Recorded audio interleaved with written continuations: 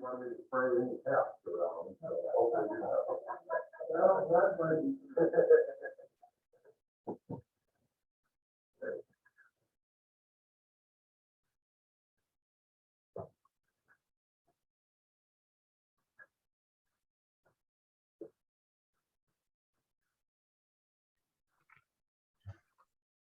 Hi, Mike.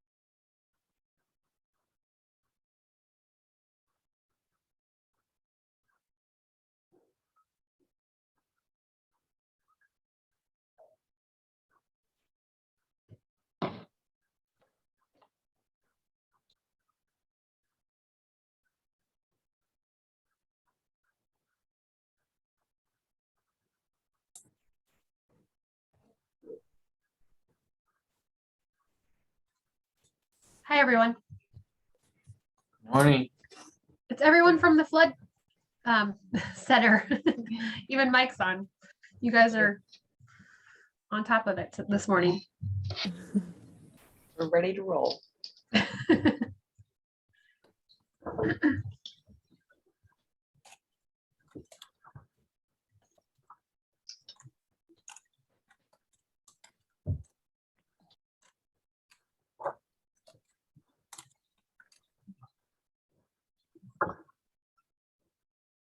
Hopefully everybody else will join us because nobody else. Oh, there's one of the students.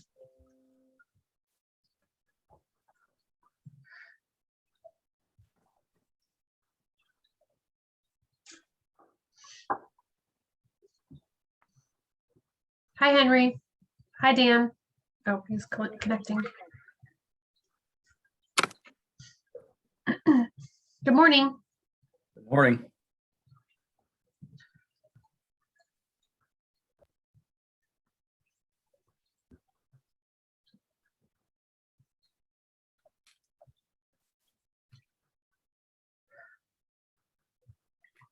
We'll probably wait until a little after 9.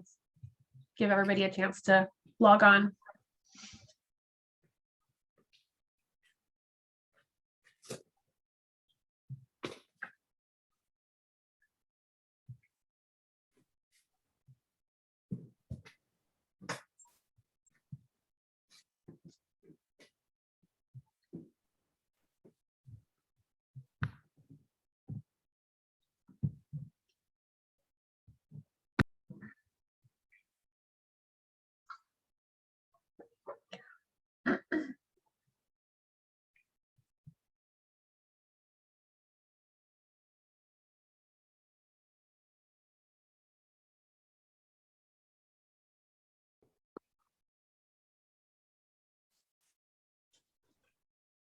Hey, Andy.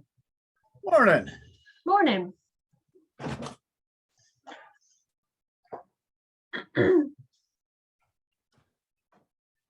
Get rid of the spotlight in the background.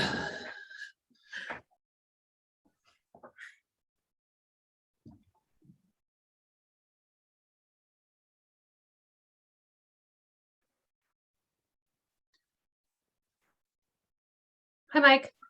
Hi, how are you guys? Good. How are you? Good. There's Well, Jeff. Jeff. Hi, Jeff. I hope you have a presentation ready, Jeff. You guys are up first. Might be quick. That's like, probably hey. a good thing. Yeah, I was like, hey, look, an agenda. Uh-oh. What, an agenda? Where's What? that at? Huh? It's in the invite. I was You're gonna playing say, with- I sent it twice, so y'all better Yeah. have it. Otherwise, You're I play- have a copy right here. You're playing with the adults now. We're adults. You gotta play with us now, so. Yeah. Thus the fail. Yeah, we should be able to get through it.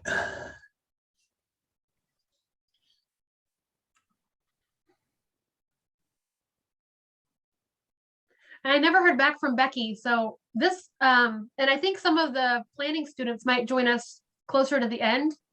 So this might be everybody, unless other people who didn't have kind of homework were gonna join us. You don't have Becky in the car truck there banging to get out, do you, Mike? No, I didn't put her in the trunk. Okay. Yeah, I talked to her a little bit yesterday. She wasn't sure if she was gonna make it or not. Okay. And your voicemail was all broken up on her, so. I should have emailed after, because like even when it was ringing, it was really a strange sound. So I should have either called back or, yeah, I just was kind of wanting to make connection to see if she was able to join us. But I know Jeff was mentioning that they had hired somebody else in the source water. Well, for the basin coordinator from Northeast Iowa. Yeah. Yeah, and I that think person- that's completely different. Yeah, but that person they said Trouble. won't start for another month or so, so. Oh, right. No, she starts 18th. She starts Oh. pretty quick. So, Okay, that's what Steve told me. It would be another month. Okay. The well, 18th of February or 18th of March? well, actually, no, let me look here. I think we were onboarding her. God. Yeah, Oh, well, 21st okay. of Okay. this month. So, Yeah, because You I know- asked if she should be invited today. And that's when Steve said, no, she wouldn't be, but whatever. well, I talked to James, her regional coordinator for IDOLS right now, because she's been working on a water quality initiative project down in Henry County along the South Skunk. Okay, guys, get out of here. But yeah, anyway, I thought about inviting her, but I'm guessing she has enough stuff to deal with, like wrapping things up there. So Yep. we can Okay. we can back her into our corner, one-on-one, and frickin' poke her with a stick here and get her up to speed. So, okay, you guys, you're banished. Come on. Well, at least a lot. So just so you know, so that coordinator will have source water duties Yes. for the area, and that's where Becky just doesn't want to step on any toes there. It- So, That's what Essentially, I was thinking. she's taken over Josh Bach's position. right. So, Mary she's Beth's old position too. yeah, she's like the DNR equivalent of Jeff, and oversees projects in Northeast Iowa. So tries to keep stuff on the rails. Okay. So yeah, I don't worry about it. So. I was gonna say we're not gonna bring up Jeff here. I was just gonna say, so I guess we'll just kind of do like a half-hour increments, and then if anybody needs to take a break, feel free to. I don't know if we'll take like any formal breaks, so just, it's not that formal of a meeting. We can kind of just share the data and then discuss and see what works best for everybody. But I guess and we I don't would have say- to follow the agenda, but it would kind of be nice too. What were you gonna say, Jeff? Well, I would just say, keep in mind, the end goal of this is we want to create a product that either a member of the WMA or a watershed planner or one of this agencies can go on and gain access to this data, find the bulk of the data that they can use to either do planning, write a grant application, or maybe to approach somebody from FEMA or somebody else and have data in their hand that helps make their case, just so we can hopefully get, in the long run, get additional resources into the Macokota system. So we're just using this as kind of a record database, so we I can just mean, rely on it. at this point, we don't necessarily have a database, but do we have a feel for how many, people that might be applying for grants are aware of what we already have available up on the cloud site? And how many in this group know that we have a lot of this information already up on the cloud site? Well, and that's what we wanted to kind of work through this first in Yeah. order to get a package put together. Mm-hmm. But So at that the way same it's kind of time- one. But at the same time, my question still stands. Do we have any idea of like how many people have access to this yet? I mean, because it's not like it's something new. It's been going on since 2016. So No, but they're the ones that are limited to the password that we use mhm. for the flood center cloud site. And we do share that. I mean, if anybody has any sort of interest in data or anything, we share that for any projects and things like that. So, but I feel like a more public, set of information would be Mhm. nice to have as we're talking about. So just kind of keep this in the back of your mind as we're going through today's presentations. Ultimately, we're gonna have to put this together into some kind of format or some kind of platform. How best can that be done to meet that goal? So, and with that, head into your presentations. Well, you guys are up first. I got my coffee here, so I'm in. Do you guys want to talk about Andy and Jeff? I don't know if you have anything about erosion and sedimentation that you could Yes. share with everybody.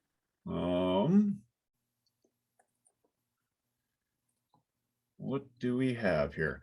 There's I mean, once again, back to the cloud site.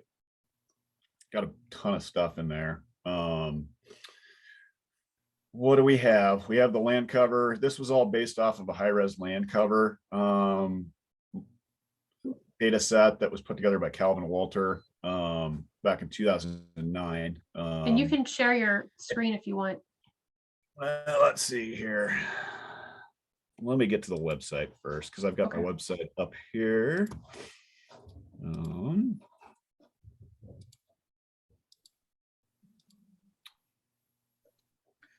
Okay, getting logged in.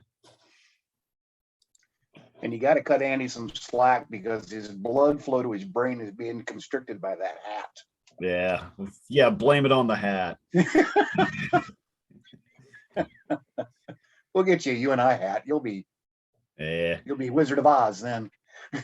Well, I gotta at least, I don't know. I might like think it's a Vikings hat or something too. Know your audience there, Jeff. Yeah. Yeah. I gotta take a shot, whoever I go. I was gonna say he's a little outnumbered. Okay, let's see. Share screen. That guy. Share. And I have two doors to my man cave down here. So thus the loud dog backdoored me. Okay, so can you see where I'm at here on the cloud site? Yes. Okay. This is kind of what, where I've been dumping stuff up to this point. I think Aaron and I have, I think there's a document I threw together. We haven't really discussed it, but we're envisioning that people can dump their data into this staging area, and then we can figure out where it needs to go. From there, I've got it set up to we've got just the rough maps in one location, and then the actual GIS data going into another location. If you start putting shape files in with maps and stuff, it gets hard to tell for people that aren't dealing with GIS files what they're dealing with. So from there, Get out of here. come on.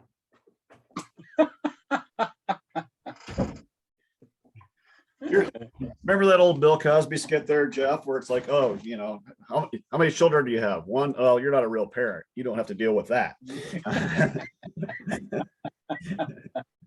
So at this point, I've kind of envisioned, just for keeping stuff organized, we might have, some county level, municipal data and watershed wide information. Then this is within the maps. If you look into the watershed wide info, oh gosh, been a while since I looked at this. I think these are our prioritization maps. If we're gonna go cut to the chase and get to the Russell and sediment delivery, I've kind of structured this after what people remember the old NRGIS library. It seems to be a pretty good way to like store, if you're dealing with watershed, a lot of times it's ecological, administrative. We have elevation. This kind of seems to be a nice breakdown where people can kind of hone in on where they need to get to. In terms of Russell and sediment delivery, we're basically, measuring sheet and rail erosion on the surface. So typically we kind of throw that into a geologic folder. There you can see there's actual geology with the karst and rocks, if you think of geology from a rock standpoint. But if you're thinking of it from a dirt standpoint, here's your Russell and sediment delivery folder. From there, this is kind of like a hierarchical. I've got an 01, 02, all the way down to 012, which kind of follows the steps in which you would actually do a lot of this modeling. Starting off with, there's that 2009 land cover I was talking about.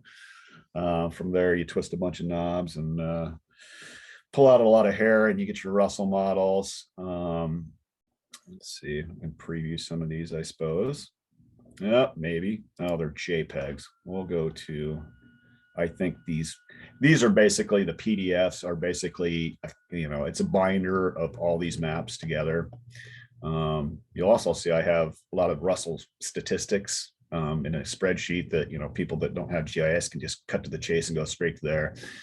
From there, I think I summarized it by either HUC 10 or HUC 12 or both, what the average erosion rates are and estimated deliveries to the mouth of these watersheds. So we'll open up this guy, go through some of these maps. That's what this is what the land use. For those who aren't familiar with Russell, it's an old model, but it goes back to the old USSEL model, the universal soil loss equation, which is, has pretty much been around since the 50s.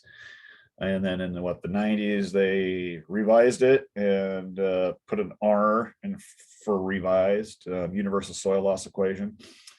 We still use this one because they went to Russell 2 at NRCS, and that just became, they use data that we just don't have access to, and if we did, we wouldn't be able to present it to the public due to constraints and to personal privacy from the Farm Bill. But yeah, you start off with Russell or with the land cover. It also takes into account soils information, like, okay, the length of slopes, how erodible the soils are. Not all soils are created equally. A rainfall factor, which, it's not the same as just saying, oh, it gets this much rain a year. It kind of takes into account the entire state and does a lot of statistics and log regression stuff to come up with just like a number to say, like, for this county on average, the factor is going to be this. Let's see, what else am I missing there? Oh, any kind of practices, which we didn't consider in this model. So you could probably, assume that these numbers and the outputs are going to be high. If you're not considering where you have BMPs that might be affecting sheet and rail erosion or capturing sheet and rail erosion, which comes into play with sediment delivery models.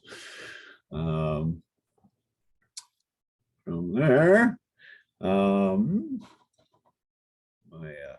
have to minimize my camera here, but essentially I think we have, if you look real close, we do have HUC 12 boundaries in there.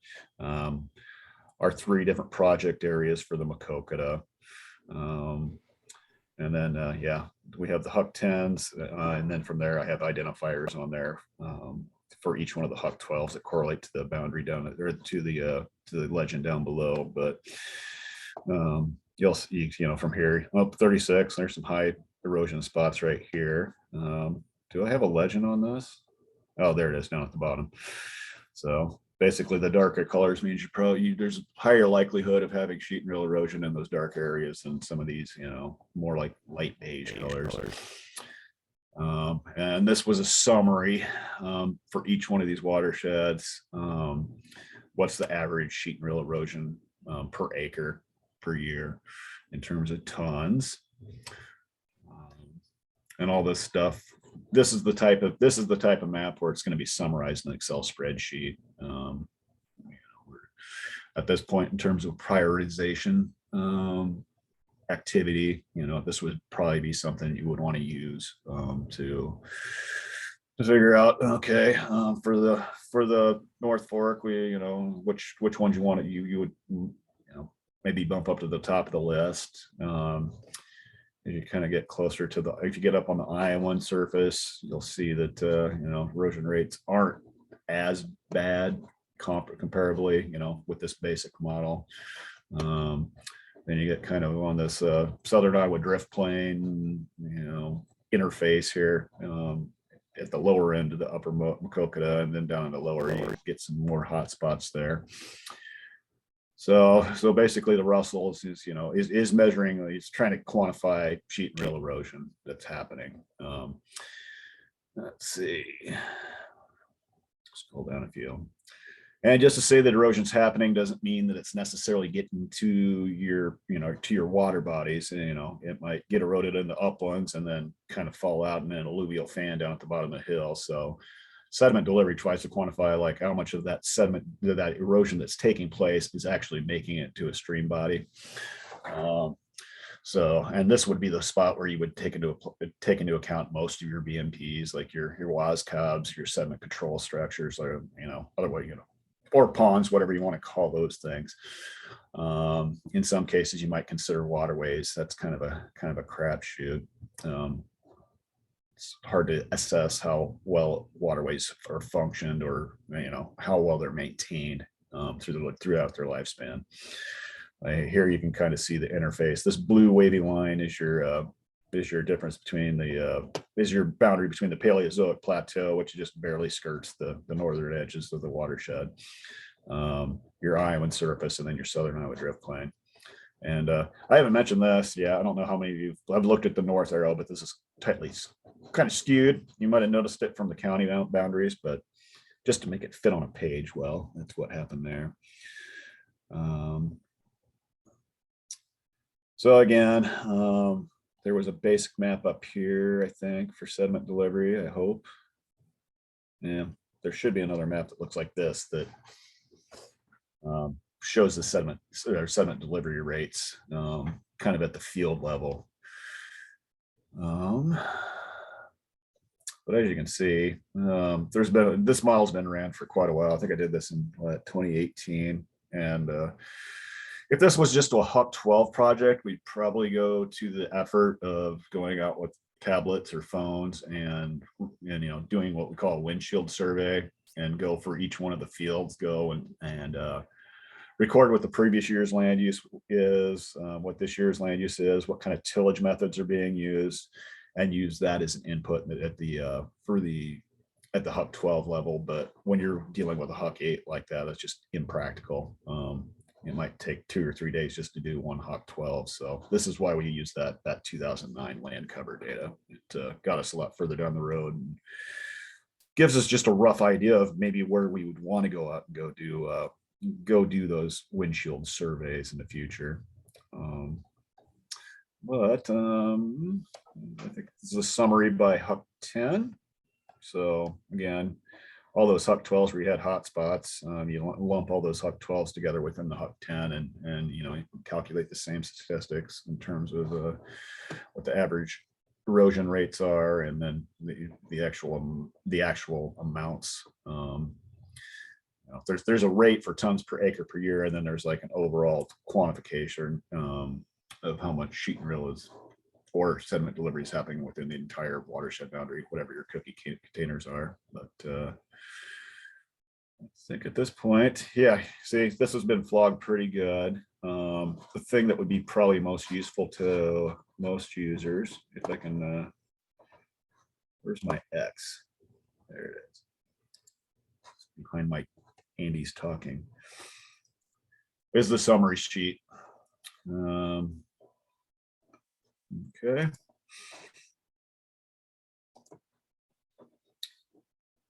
And this would probably, like I said, this is probably what's other outside the graphics. This is probably what's going to be most useful to users. Get to it.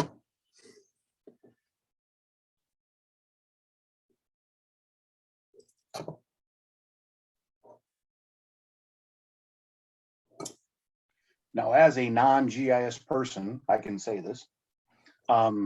You're showing a lot of JPEG maps, and that's great.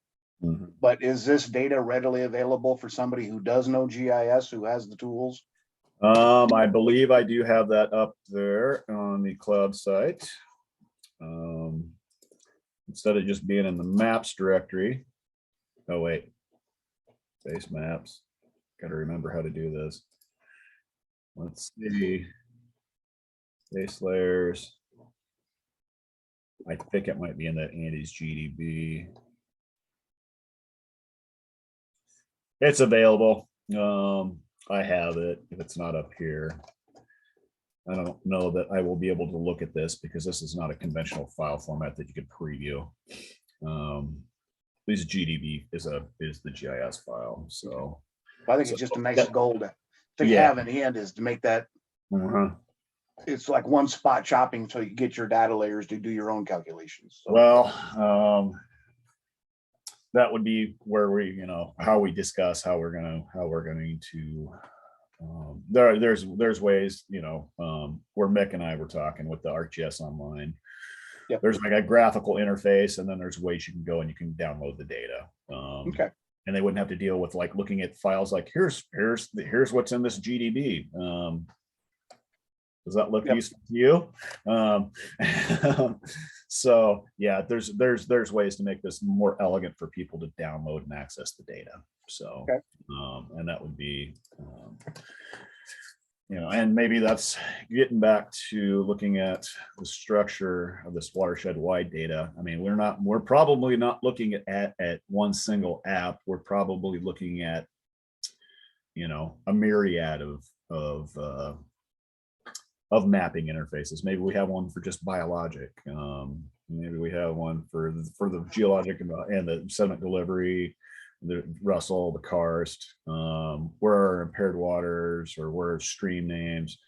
Stream names not be a base layer for every one of these maps. So we'll have to figure out how to mix and match some of this information. Nothing in infrastructure. So I would just get it out of your mind, though, that it's going to be just like one app. I don't know that that's possible. And, if you tried it, you would probably end up with some kind of an interface that throws people into seizures. And it would be too complicated for people to figure out what they need to turn on, what they need to turn off. So. I was just going to add from this database that if anybody is looking at it, you pretty much have to download everything that you're looking at except for PDFs. Is that correct? Not necessarily. I mean, realistically, Like if you're just trying to view something. Well, a lot of the summarization could probably just be done with the mapping interface. They may not even need to download the information. I mean, it depends. I mean, if we're talking GIS users, whether I don't know that anybody's going to want the kitchen sink all at once. Oh, no, I'm not meaning that. I'm but- just meaning like if they're browsing around Yes, and if they're you're browsing- trying to like look at some yes, maps or JPEGs or whatever. there's ways where you can do looking at these base maps, where you can just click, you can go to these HUC 12 levels, just click on it, it'll give you all the information for that HUC 12. I think there's ways where you can generate a report Okay. that will spit out something like the Excel spreadsheet. In a lot of cases, just having the HUC 12 boundaries with that Excel spreadsheet would be enough for a GIS user to be able to replicate the data on their own. I mean, these data tables for these Russell and sediment delivery files get really long, and knowing which fields they need to use gets confusing. So with this ArcGIS Online mapping interface,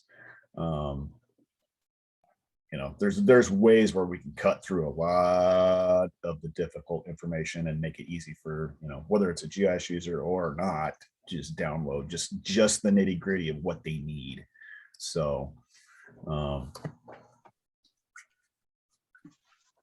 And we do have a group of students that are hoping that we're hoping to start kind of getting all of this data compiled into a GIS interface somehow.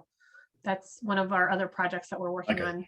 And like I said, it's not going to be one interface. It'll probably No. be so and you know, we're gonna have to start out small. I would not start with like this complicated Russell stuff. I would start with simple stuff like the administrative boundaries. Who's a member, who's not. Maybe population or demographic data. You know, start with simple stuff and then build upon it. So it's not something that's going to all happen. You know, you're not going to have a month to get everything done. You're probably going to cobble the building blocks, the basic building blocks. Some of those will probably just turn into one, you know, one static like overview map. And some of those components can probably be recycled and used within the other applications as well. Some would not be appropriate to insert in some of the other, I said applications interfaces. So, but yeah, I mean, if we have geography students working at it, I'm guessing they're getting inundated with, you know, this type of technology. So it shouldn't be a real heavy lift for them. Maybe they can knock out a lot in a month, but and there's a lot of stuff we can do with this. And that one bait that you know, just the Russell, but like you saw how many maps I have. There's all sorts of different ways you can look at it. So, but it's not just kind of dump everything into a hopper and hope that you're going to get out something useful. There needs to be kind of a strategy to it in terms of what information is going to be most useful to the end user. So. Right, that makes sense. Thanks, Andy. Mm-hmm. I was just gonna add, everybody can chime in with, you know, thoughts about all of this. But whenever somebody speaks, maybe just give a little background to so we have introductions just kind of saved on this. I'm the watershed coordinator for the Maquoketa River WMA. So, and Andy's the GIS guru for DNR.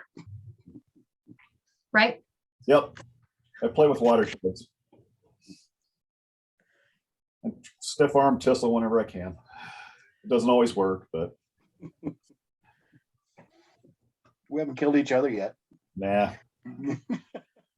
We know when to say when. Okay, I'll do it. Does anybody have any thoughts about all of what Andy just talked about before we move on? I think the data is all good data. The problem is just going to be making all of that somehow known to the user so they know all that stuff exists.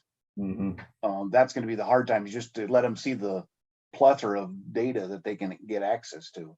And I can make it fairly simple. In fact, I might have, there's ways where you can kind of export the GIS files like as you had it built when you made the map. So, you know, another option could be that we put it in the appendix of the plan at the end, all the data that we have, and with the website link or something like that, so they understand that there's more behind the data behind those maps. That was one thing I wanted to have ready for this meeting before reality set in, but like just a list of like all the stuff's that's on there. What are possible derivative information that you can get out of it? What we currently already have displayed, or have it in some kind of a JPEG or PDF.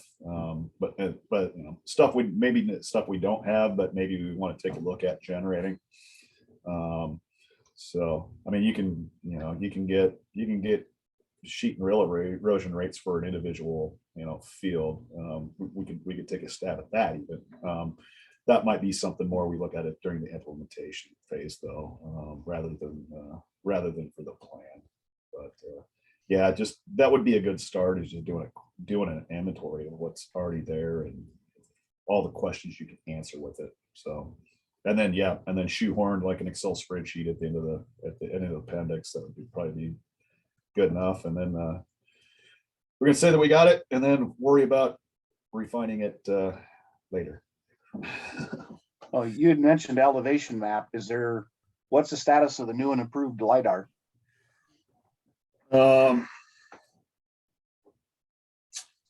I just recently found out, I think Chris Colley is responsible for processing that. Who I know rather well, and I've been like wondering, I'm like, oh, God, it'd be nice to know when the heck we're gonna have stuff. And he sits there and he's like all quiet, and, was trying to keep it from me that he's doing a lot of the processing. So at this point, they rolled out South Central Iowa, where there's basically no watershed projects.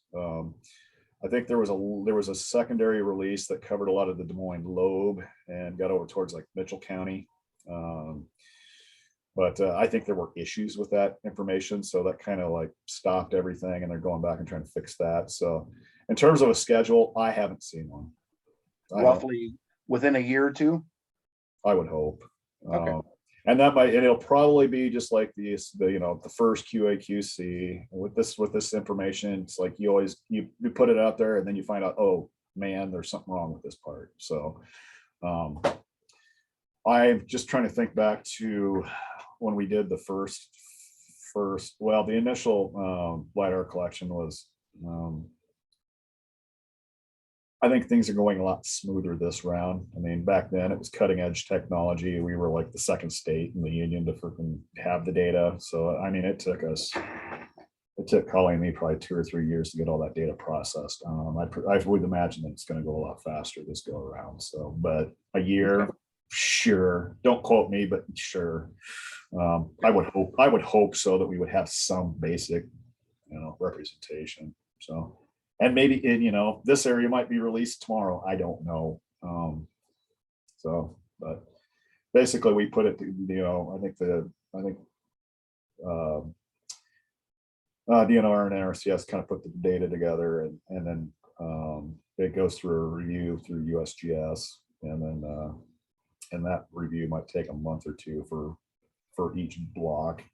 They might do like 10 counties at a time. So it's just kind of like a hurry up and wait and hope that you're next. So. Okay. Andy, how much of that data, I mean, that's from 2018. So how much of that data, like, does it need to be updated? Is there a crucial need for a new layer for some of that sedimentation and erosion? Well, we didn't use that elevation for, we used basically tabular data from the soils information. We didn't use the LiDAR for calculating the erosion. That gets I don't know. It might give you some real world elevation and length and slopes and stuff, but more times than not, especially at this level, at the Huck 8 level, if you tried using the LiDAR, it might melt your computer. It's just too much information. So the big need for it in Northeast Iowa was that was during the first flights back in 2007 to 2011. That was one of the last areas they flew. They just always they didn't do very good timing in terms of where they should be conducting their flights during the winter. They went for nice, easy locations across the state, and then they got to the end of the contract, and they encountered, you can't fly LiDAR when there's snow on the ground. You don't want leaves on the ground. They kind of drug their feet, and the contractors who flew it. And at the end of the contract, USGS was like, just fly it. They ended up flying a lot of the stuff in Northeast Iowa, like in July when you had leaf-on conditions. There was a lot of flooding. So the quality of the information, the LiDAR data up in Northeast Iowa was kind of all over the place in terms of how good it is. So having I think everybody up there is really excited to get the new stuff, because it was kind of hard to hang your hat on certain areas of the state up there. So, but there are a lot of other things you can do with that. I think Calvin Walter at the he's in the GIS section of the DNR and works there at Trowbridge, at the IHR's office there. He's updating a lot of the sinkhole information. So there were probably a lot of sinkholes due to the cruddy LiDAR the first go around, that he's finding quite a few new ones that just were indiscernible in the older versions. So there's stuff like that where you might be able to get out of it. It'll probably improve a lot of your hydrologic modeling. Where does the water really go? So if it's thrown through a forest and you can't really see can't see the ground, it's you're kind of making stuff up in terms of where the water goes. And so there'll definitely be improvements to, we'll be refining information we probably can already generate off the old information. So Sounds good. So yeah, if it's ever released, I'll let you know. But those of you who are used to the Iowa Ortho Map server or Iowa Geographic Image server at Iowa State, Robin McNeely keeps that. As soon as she gets the information, she puts it up there, and that's something that's a fairly easy interface to navigate. And it's kind of fun to compare the old data to the new data in terms of LiDAR. It's got all the aerial photography of the entire state, all the historic photography, old USGS topos. So pretty much any image data set we have statewide going back to like 1870, for some of the old government land office survey maps, it's up there. So I could shoot a link out for that. If you're not familiar with it, it's a good Friday time killer. Dan just shared the, I don't know if that's what you were talking about, but he just shared the LiDAR Iowa geospatial data page in the chat. Okay. That sounds like, is that geodata site, or is that the actual image server? Yeah, it's geodata.iowa.gov. That's where you download the actual data. Okay. That's just gonna be the raw data. You're not gonna find anything that's been processed, any derivatives from it, but it gives you a baseline. So no bare earth on there, right, Andy? That'll come later on. No bare earth. I think that's what they're processing right now, is the bare earth. First And return where you can get tree canopy heights. Last return where And Chris Colley is last return would be where you could get where house footprints are and stuff, or generate stuff off of that. So yeah. and Chris Colley is generating some of the bare earth data. Okay. Yep. So Interesting. yeah, Chris and I did it the first go around. So now he's stuck doing it by himself. Haha. Poor Chris. I wouldn't say that. And I can find this. I can find the ortho server area.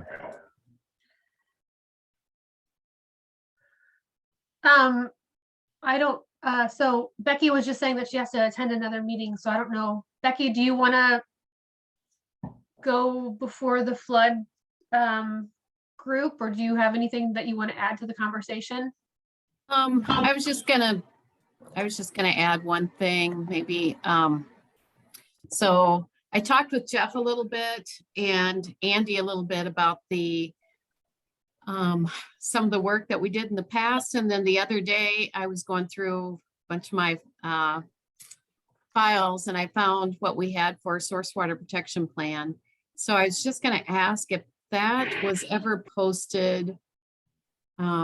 Jeff might know if we ever did post that source water plan for the Maquoketa River, just as it was back in 2019 or 2020.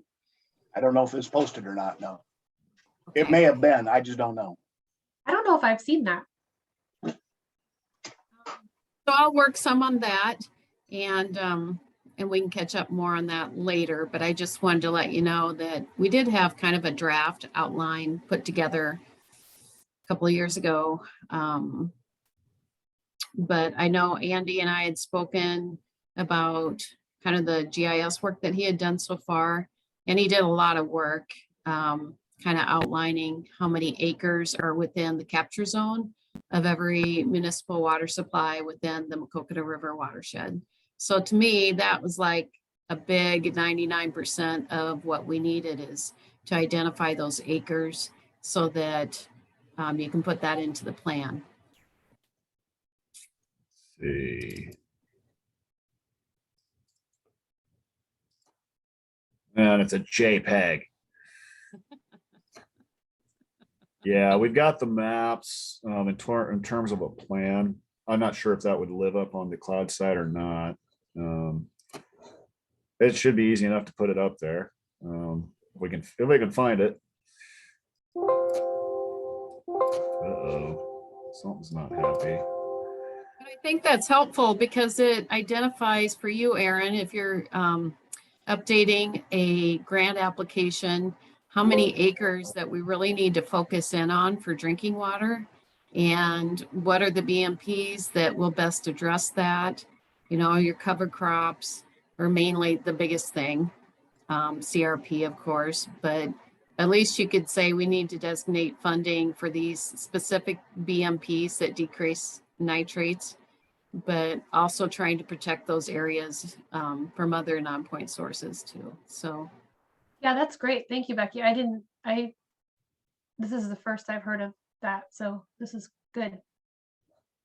I think Yeah, that's there's- really going to be beneficial in your future grant because everybody wants Definitely. to protect drinking water, right? So Right, yes. Yeah, if there's your percentage of row crop for the public water supplies there, so. And I think there's a map that shows, oh gosh. It's like what is it? It shows the nitrate concentration of finished water. There's a map there. So you're in water quality and drinking water. So. and if you wanted to do even further assessments for the grant, I would say identify the raw water, which that would be individual wells with some of those communities, and every water operator should I won't say that he has it in electronic form, but he's definitely got it in a handwritten form at least that shows what their raw water nitrate levels are. Especially if they're 5 milligrams per liter or above. But if it's a water operator that's been there for a while, he will have that information. So that's if you want to dig a little deeper, because a lot of times the finished water will be blending of, 2 or 3 wells maybe. And so you're not really seeing if it's a 15 milligrams per liter in one well and 3 in another, you'll get the average. So I'm just saying, if you want to really focus in on those highly susceptible municipal wells, individual wells, in the past, NRCS has been more about, let's identify those for our BMPs. But that takes a lot more work to identify those, so. Well, and there is like an entire, with the latest farm bill, the USDA did write in pretty much a mandatory statement that any federal cost share dollars or any programs that a county gets, like 10% of those funds have to go to protecting source water, source water areas. So we do have a priority map. It's based off of HUC 12s. Some of them pertain to, well, it's broken into 2 categories. It's those municipalities that are relying on groundwater, which is most of the water supplies up in this neck of the woods. There's also a surface source water for some of the areas that rely on lakes or streams for the water. But there are cost share opportunities off that at the county level now, where they put it into the USDA CART program, which is basically their prioritization for getting cost share for whether it be a producer or a city. So what we have been finding though is there's a big disconnect between, NRCS is used to dealing with landowners coming in, say I want to put in terraces and whatnot, but there's usually a big disconnect between, a USDA office and municipalities. They're just not used to dealing with each other. So it might be a good idea to start bringing in Matt Dvorak, who's the source water coordinator for DNR. One of his job duties is to start trying to break down that divide and getting people on the same page and having them realize what the opportunities are. So that's not necessarily cities. It's not necessarily cities. It can be Billy Joe's golf course or something. There's the municipal water supplies, and then there's a lot of the what do you call them? come on, Becky, help me out. There's the municipal and then there's the, Non-transient? What are you talking? yeah, there you go. Yeah, I think that's it. Transient. Non-transient Yeah. public water supplies. But the other thing is, I did make a call to the state con because I feel like it'd be nice if we could utilize some of those discretionary USDA funds, not the ones, for the BMPs, but I think there may be others that possibly could help with some of the technical assessments locally that need to be done. I think that would need to come from like the DCs asking about that. Like if you've got communities in your county and you've got Andy's map showing those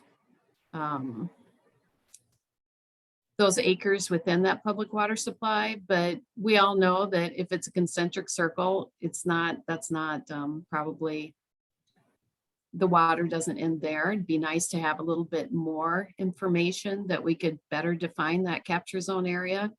So, if we don't have that well defined, more than just a desktop, it would be very helpful. So there's a lot more detail that needs to go into it if we're really going to implement practices that are going to make a decrease in your nitrates at that public water supply. So just to better define that area would be really helpful.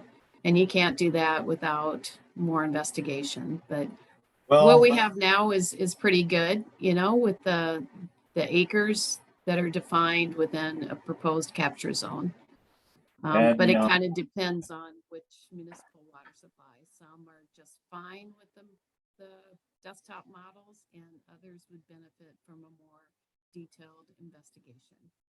So, And Becky, Becky, go ahead, Andy. I was gonna say, and Becky, this might be a conversation for later, but at the same time, it's like maybe we prove that the current assumptions are wrong just by, okay, we got cost share, we got CRP on there, we got farmers planting cover crops, and the nitrate's still high.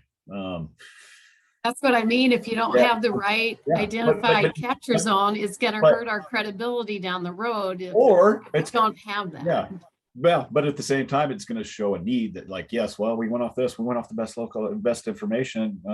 It might not be coming from the farm field at all. It could be coming from septic systems. It could be coming from the city's wastewater. It could be coming from a point source such as a co-op or a previous spill. That's what I mean about, unless you do additional detailed investigation, you could be putting in all the BMPs you want, and it's not coming from non-point source from those fields. Yep. But you don't know that until you dig into it, and that's where I think you need somebody on site to really do that historic background of, have there been spills? I mean, so many spills go unreported. We think that they're reported, but when you talk to the people in emergency response, it's like hardly any are reported. So until you work at the local level, you don't find out about that. Yep. So that's all I'm going to say is, like, I like what you're doing is we're trying to attack this from a big watershed, but at some point, I hope that we have staff that are detailed out on a county level to really work with those individual communities and identify, are there other, we list a whole list, we have a whole bunch of potential contaminants.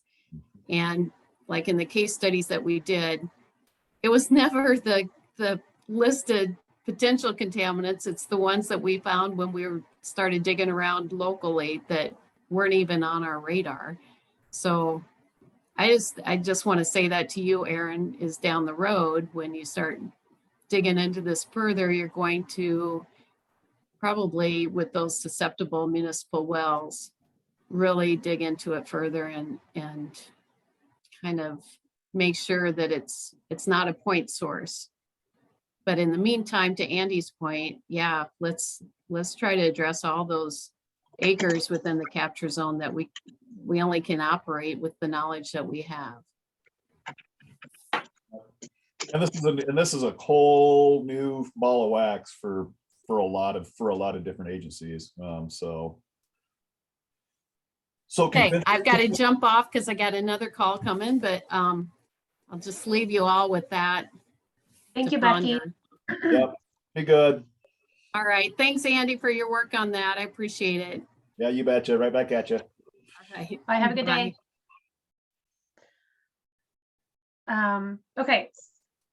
So that was really good information. Does the flood team want to chime in now?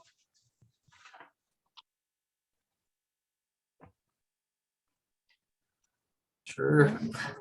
I don't know who wants to talk. Um, Dan, do you want to introduce yourself? Sure. Yeah, and I think, is it Mike was also in the group here? Mike's welcome to go ahead of me.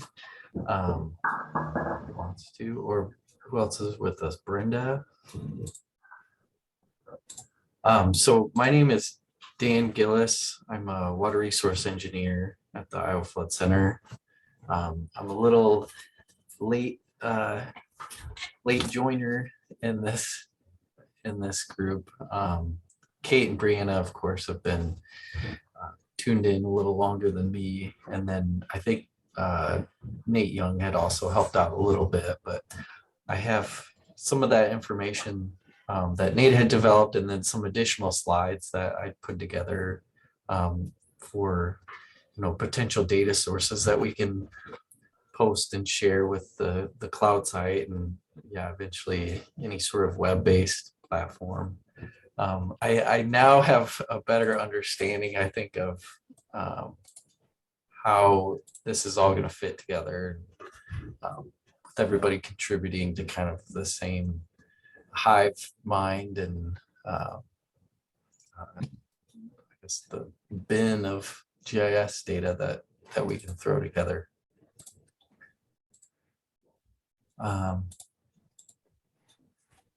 So I just have a few slides that Nate Young had put together, summarizing the land cover data set. Last week we had visited with Aaron and Jeff about some of these slides. I think Jeff had pointed out that there is newer land cover data out there, newer than 2011. So it might be good to update some of this land cover data, and Nate's did some aggregations of the dominant land cover in each Huck 12, which, no surprise, is cultivated crop for much of the Huck 12s. And then he'd also put together percent cultivated crop of the land area in each Huck 12. And then Nate had summarized the hydrologic soil group data from Surgo data sets and aggregated that by Huck 12 as well, which you can see in the upper part of this slide. On the right hand side, a lot of the other ones in the upper side of the basin are soil groups C and D, which would be poor infiltration, poorer, and then the lower portion of the watershed would be soil group C, slightly better infiltration, but not as good as B or A, of course. Nate had also done some analysis with slope, looking at percent slope, and then had aggregated that by Huck 12 as well, which you can see in the lower right hand side. And like Andy had pointed out, a lot of the upper ones in the basin on the headwaters are a lower basin slope percentage, probably a lot less soil loss being seen in those Huck 12s relative to other basins where it's much more steep. Nate had also developed a curve number grid of the watershed. So the curve number will take into account land cover and soil type. And then, of course, higher the curve number, higher the runoff percent, lower, a lot more infiltration. So quite a bit of that upper portion of the basin is higher number. When you get down lower, where there's a lot less cultivated crop and more, forest or those wetland areas, it's a lower curve number. And of course, aggregated by Huck 12 in that case. And then Nate had developed time of concentration approximately for each Huck 12. Some of the, and it goes, tracks, right along with base and slope. So a lot of the areas that have these more gentle slopes will have a higher time of concentration. And of course, it does depend on the shape of the Huck 12. A rounder Huck 12 shape, you'd probably have a lower time of concentration compared to one that's elongated. I'd also pulled some of the hydrologic data that was developed for the statewide mapping effort that IFC had partnered with the DNR on that. So this is just drainage area along each stream in square miles. So it, kind of puts things in perspective anyway. For me, seeing some of these Huck 12s, of course, you have the larger North Fork or Maquoketa River traveling through the Huck 12, and then these smaller tributaries in red with drainage area from 1 to 10 square miles, are located everywhere. But when you take into consideration some of the total drainage areas coming through some of the Huck 12s, it might temper, some of the projects that people might, want to try to implement. This slide has all of what I had gone through, and I'm calling headwater Huck 12s. There might be a more, I guess, rigorous or scientific way of defining what is a headwater Huck 12. But in general, they're, the lowest order catchments with smaller drainage area and smaller streams within them. And my editorial comment, just based on doing some of the hydrologic modeling for the Iowa watershed approach projects are, smaller projects in the headwater catchments, you can capture a lot larger percentage of drainage area and treat a lot more of the water, whether it's detaining it or, water quality treatment, and they're easier to implement and cheaper. If you can find larger projects that are feasible in terms of funding and land acquisition and volunteer land, then you can have larger impacts, but of course larger projects, larger costs, and I'm sure everybody here knows that. I did go through the Iowa statewide floodplain mapping data sets that the DNR and IFC had put together. So I went through and just did kind of a visual inspection. I'm not doing any of the GIS intersect, but to some extent I did, but went through and just did a visual inspection of some of the communities that were intersected by the 100-year floodplain. And based on, the inundated areas and some aerial imagery, I went and handpicked these communities that appeared to be fairly vulnerable to flooding. How are you? I know that, Are you good?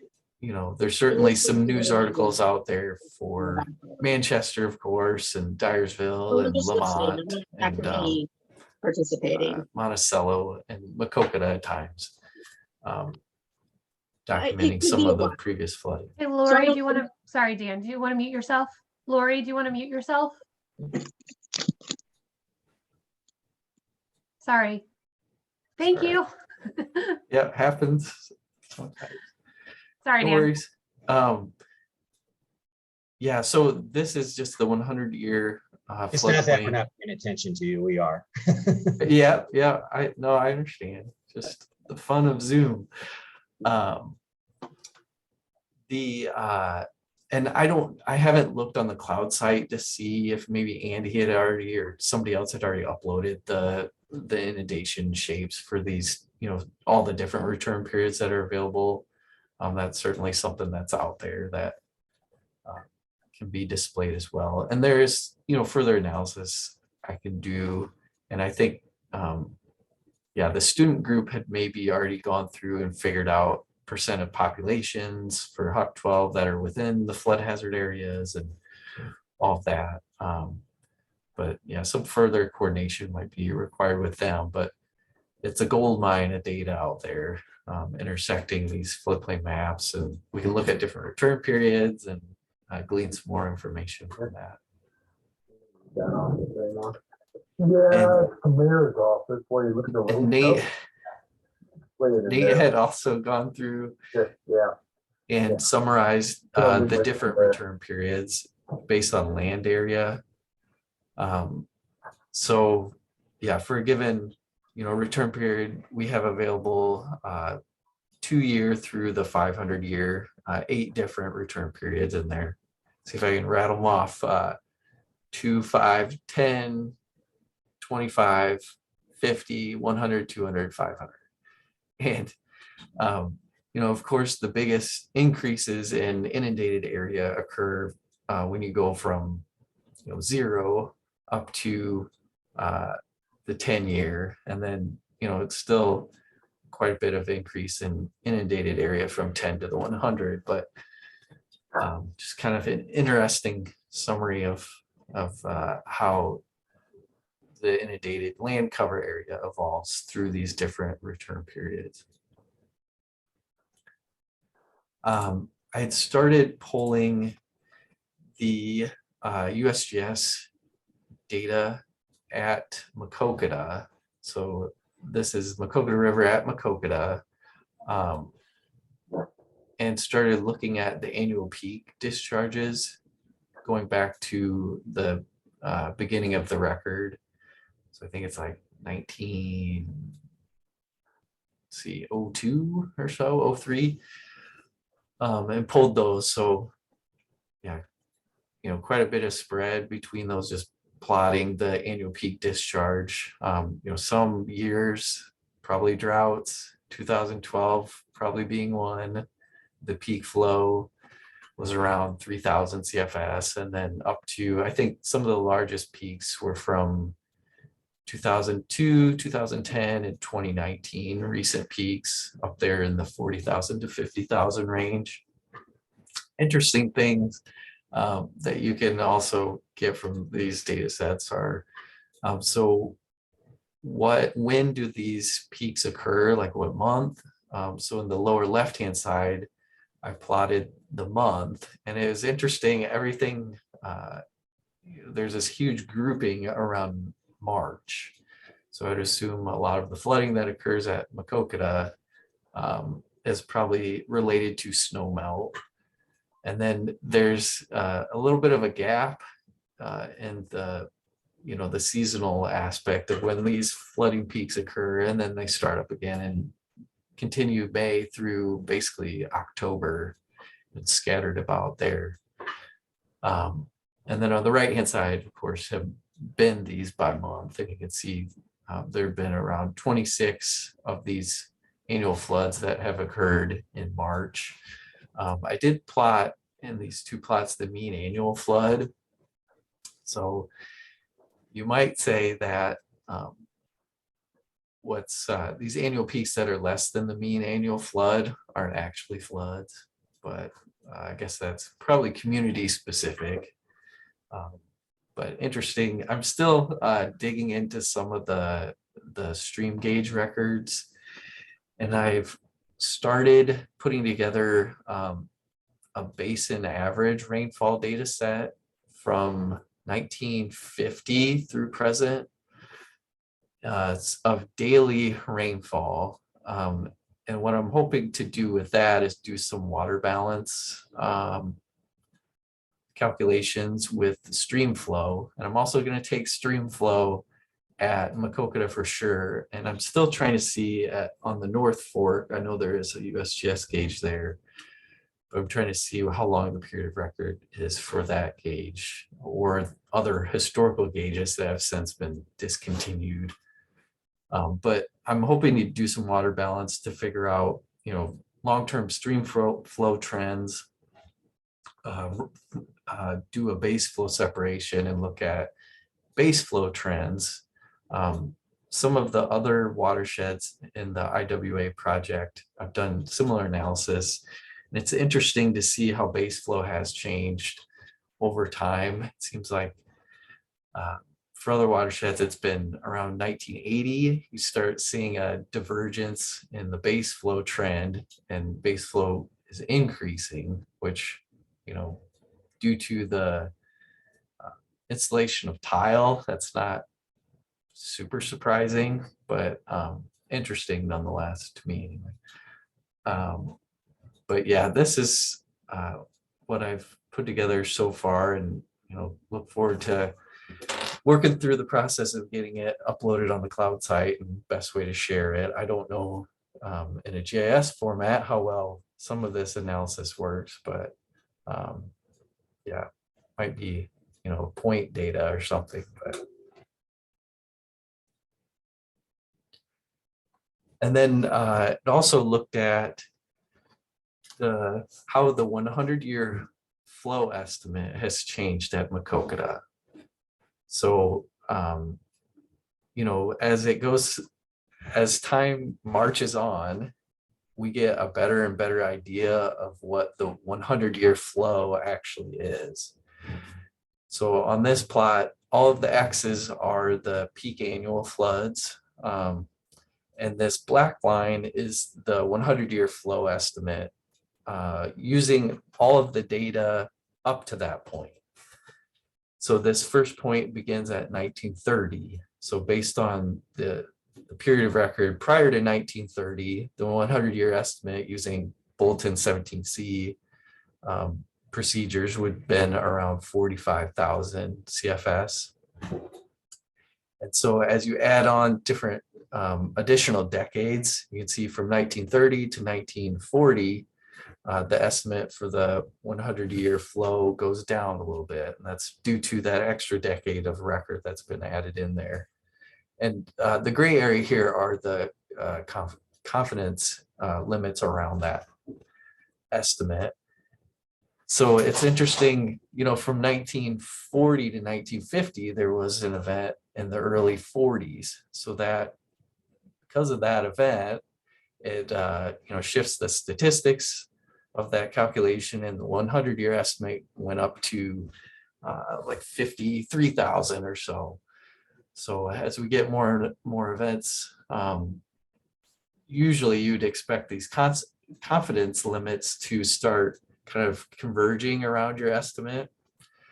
An interesting thing happened between 1970 and 1980, where the confidence limits, went up quite a bit. And I think my explanation for that is there was a lot more variability in the peak annual events that happened down here from 1970 to 1980. So, and then after that, the confidence limits went back down, but then of course in the starting in 2002, 2010, 2019, we started having some peak annual events that shift that estimate of the 100-year flow up again quite a bit. So yeah, it's kind of interesting analysis to see, and I am looking at the periods of record as being stationary, which you can start saying, well, maybe it's not stationary anymore. Maybe we should be looking at from 2000 on and treating that as the new data set. But yeah, I'm hoping to dig more into some of this data and generate similar plots for North Fork.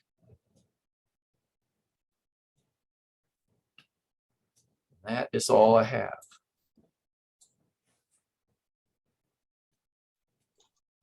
It'd be interesting to look at the. Oh, go ahead, Jeff. Well, in terms of the one slide you had that showed it was the second to the last slide where you had your peak discharges over time, in which month and all that other good stuff. Yeah. if it wouldn't, those are based upon records at what sites again? That's one site. This is one site. Yep, Macokota River at Macokota. Okay. Uh, And how many gauges do you have in the entire 1.1 million? 1 million.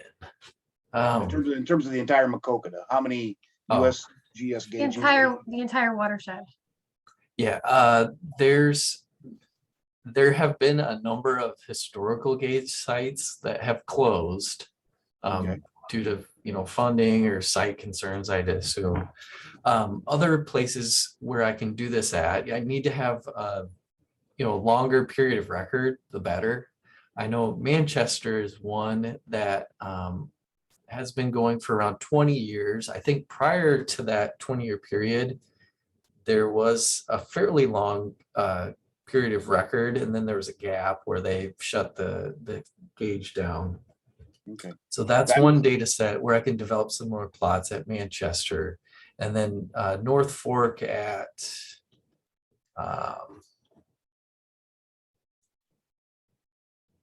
I'm not sure what exactly that gauge. I guess tell at you. Fulton. Yeah, that sounds right. Yep, near Fulton. Yep. Because it would be nice to see how the different streams have behaved over time. Some of it has some base flow from cold water, some of it, the larger, flatter topography. So to see how those numbers compare over time within those different flow regimes, that'd be really interesting data to see, but I don't know how much work that's going to take. Yeah, it's not too bad to generate those plots. I have, just the spreadsheet templates I can paste the new data in, and because it was nice to see that over time. It didn't look the adage has always been, of course, flooding is getting so much worse. But yet that one map on that one gauging station showed maybe slightly, but not necessarily terribly so. It would be nice to see some of the other tributaries to see, does that theory hold true to them as well? Yeah. So anyhow, that was good information. I was enjoying it. So yeah, and it gets kind of interesting too when you pair up for each one of those years, you figure out the total stream flow, and then kind of plot that with the total rainfall that happened in each of those years, going back to 1950. And then it's fun to kind of see where a change point maybe occurred. It might be in the 1970s or 80s. I'm always curious to see as we get more data, if like 2012 kind of peak corn prices, you might see a change point in like base flow, or it's interesting.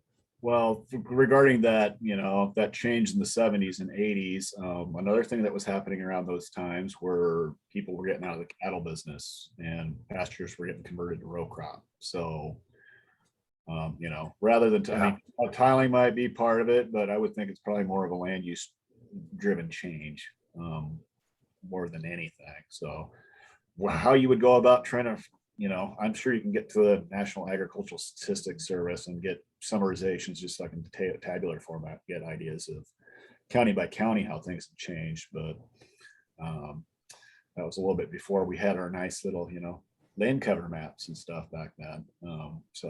But I would think, some of the economics and just changing the agricultural markets and stuff might have changed some of that stuff. Change your flow off the landscape. So Dan, I was just going to ask, did you use Macokota because that has the oldest gauge for this measurement? Yes, Andy's saying yes. I would think so. Yeah, it's I think it's one of the longest and most complete. Okay. Manchester, I need to go back and look, but I think there was kind of 2 gauges that have been there with a gap in between, maybe from the 2000 through 90s or something.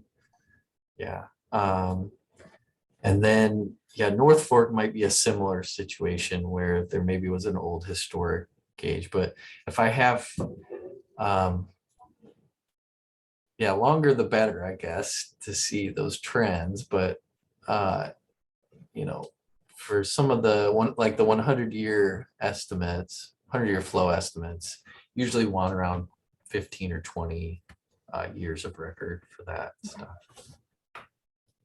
Got it. Yeah, I think we have the data on the monitoring stations, which ones have been, I think there's a statewide file that says, okay, this one was installed at this point, and like Dan says, it's like, okay, it was installed at that point, it might still be active, but there might be a 20-30 year break in the middle of it for some god awful reason. Or, oh, there used to be one that was going really good until 2000 and then funding cut out and we had to take it out. So it's kind of, it's something you have to kind of go through and look at the, there's monitoring stations all over the state, but how long have they been there and how complete the data is might be a little bit more of a challenge to figure out, or take a little bit of legwork. So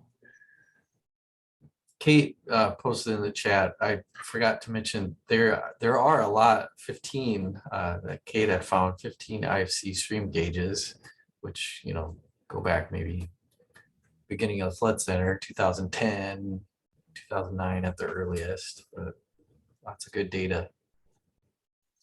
never have enough gauges. Are those numbers for the entire watershed? So there's 3 USGS gauges and then there's 15 Iowa Flood Center gauges. That's what you mean? Okay. Yeah, yep, and those are all visible on the Iowa Flood Information System. Okay. Thanks. Cool. And yeah, no, I haven't put up any of the floodplain information up there yet.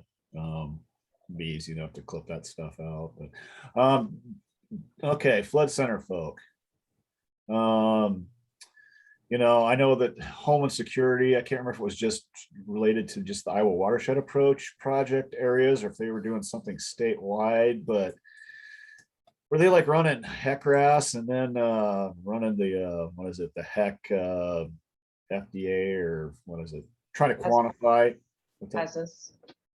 as it has us, yeah, to try to quantify, like, okay, if you have flooding up to this level, this is how much, you know, economic damage you can expect to structures. And do you know if they did that? Well, I'm not even sure where they did it or how extensive it was, but do you guys have any idea of what the footprints of those were? Or They were only select communities, if I recall, Okay. maybe 1 or 2 in each watershed. Well- It's yeah, if we have building data, I think, and first floor elevation data, I think that's a good step in the right direction to run HAZs. I think with the LiDAR, I mean, you got it. I think we have pretty good, decent building footprints for portions of the state, but yeah, I just didn't know if anybody had done it in Wacokota or in Wacokota watershed or not. Not that I know of. I think it was just focused on the IWA watersheds and then also narrowed down to certain communities. Okay. That's the missing piece I needed. Kate, Innis is works with the DNR now, right? So I don't know. I don't know. I don't know. I haven't been in the building for so long. I don't know what's going on there. or maybe it's Homeland Security that he's working for. I thought it was Anyway. Homeland Security that was doing it. Okay. Yeah, Innis was a PhD student that did a lot of that work. So he's moved on. I'd assume he's still doing something similar to that. Yeah, I didn't realize he'd moved on. Great.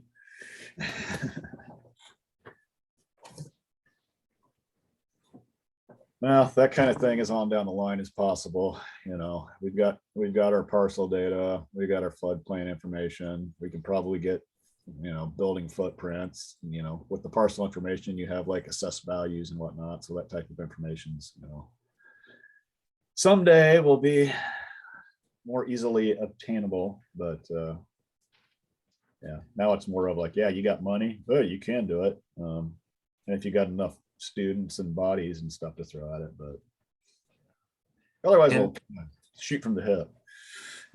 Well, and that data, if you know you're trying to get grant money and you can show some benefit or positive benefit cost ratio somehow by showing before and after with damage data, it's pretty good argument there.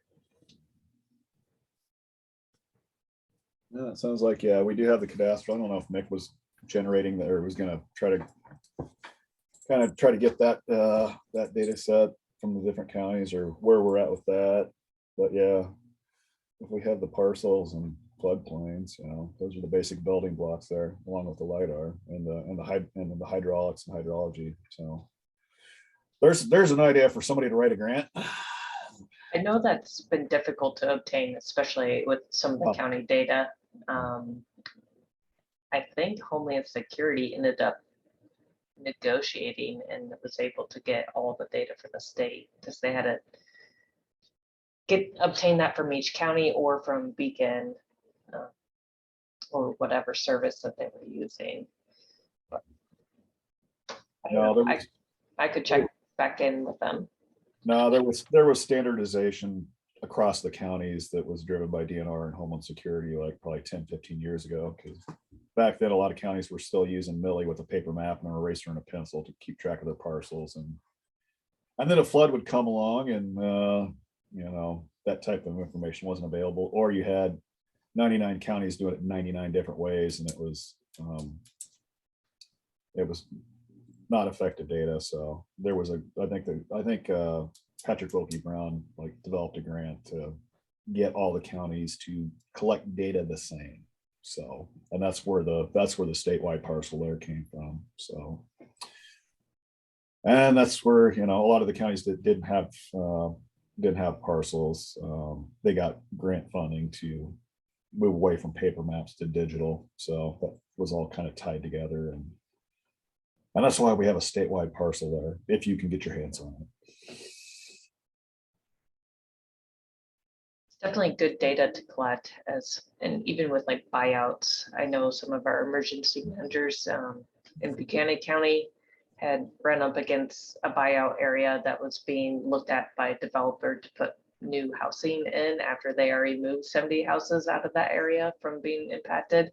So yeah, it's good to be tracking that data and then have the tools and resources when you're working with some of the newer elected officials as well. It's something that the emergency manager had run into. We got pretty data rich. So it's just, now the data is just too big to like, okay, how do you even tackle this stuff? I got a question for Kate. I know you guys have a lot of great tools online. You mentioned one here about 5 minutes ago, your flood, forgot the name of it, but the one where you can go on and put your dot on the map and it'll tell you some basic data and all that good stuff. I would really like to, in our study, to put a link to those websites. But beyond just a link, here you go to find some additional information. I'd like to put like a little bibliography that says what type of information will you find if you go to these websites. That way, it's not the user chasing everything down, but they can kind of select where they want to go. So you might be asked in the near future to kind of, if it's already been written, that you can give a link to us, fine. If not, we may ask for some language. And then also, I don't know about anybody else, but it seems like when we do links to websites, it's only a matter of time before those links become broken or outdated. So I would like to put down a link, but also I want to make sure that I put down the agency. People come and go, so we don't necessarily want to put a human contact, but an agency contact. So if that thing gets changed in the meantime, somebody can just call the agency, say, do you have a new link? What's your new link? Or do a search on Google or whatever the case may be. But to find the new link is, yeah, we've done some studies in the past where we did those links and 5 to 7 years out, it's half dead. So try to avoid that if we can. But yeah, I do want to put those links into those models and GIS based programs because I've used them. I know other people have used them. And I just want to make sure that the user is aware that they're there.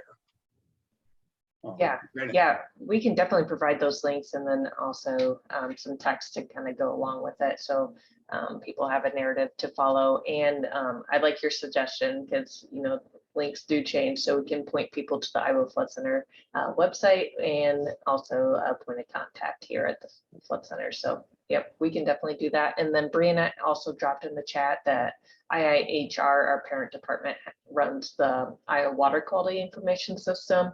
And I believe there's only one IIHR water quality monitoring network in the Macokota. Looks like there's two USGS. I don't know how often they collect data with those. But yeah, that's another item that we can also drop. Yep. And I like the idea of a bibliography to go with it to introduce the person as to what are they going to find. Yeah. That way they're not looking at 100 websites trying to figure out what they are. They know when they look what they're going to hope to see. And it just streamlines the process, I think, for the user.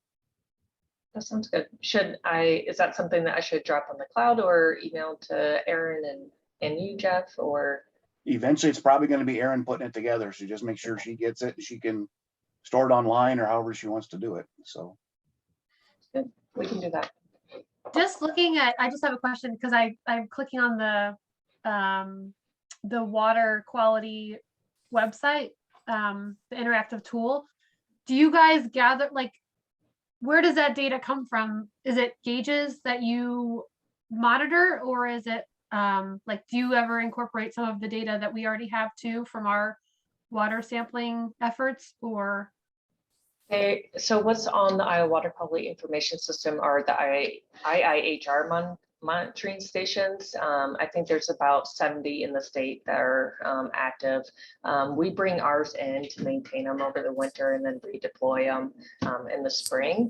And then there's also USGS stations. So if you go to the Iowa Water Quality Information System, it looks like a pretty blank map. There's a few sensors that are still installed. There's a menu icon up on the right that kind of looks like a flask or a glass beaker. And then under data resources, you can click on water quality sensors, and that will show you where we have all the data in the state. At this time, we don't have like grab samples. I think it would be a lot to manage on a data side of things. We have had some crowdsourcing monitoring grant programs that we've managed in the past, specifically in the Middle Cedar watershed. So some of that data has been in there. I think it's under citizen science information, but these are real-time sensors that are out in the field. Okay, that makes sense. Thank you. I was just going to add too that we do have different partners. You have the ability to embed widgets on your own website or whatever you would end up developing for this, so that the information would just be right there. People wouldn't even necessarily have to navigate away from the page. So that's something to think about as you get a little bit further along in putting a platform together. That's a great idea. Thanks. Now, for a lot of these, for a lot of the information, how is that developed? Are they using? There's a lot of open source programming, right? Is there capability to get it to like a standardized, like, you know, shapefile or geodatabase format?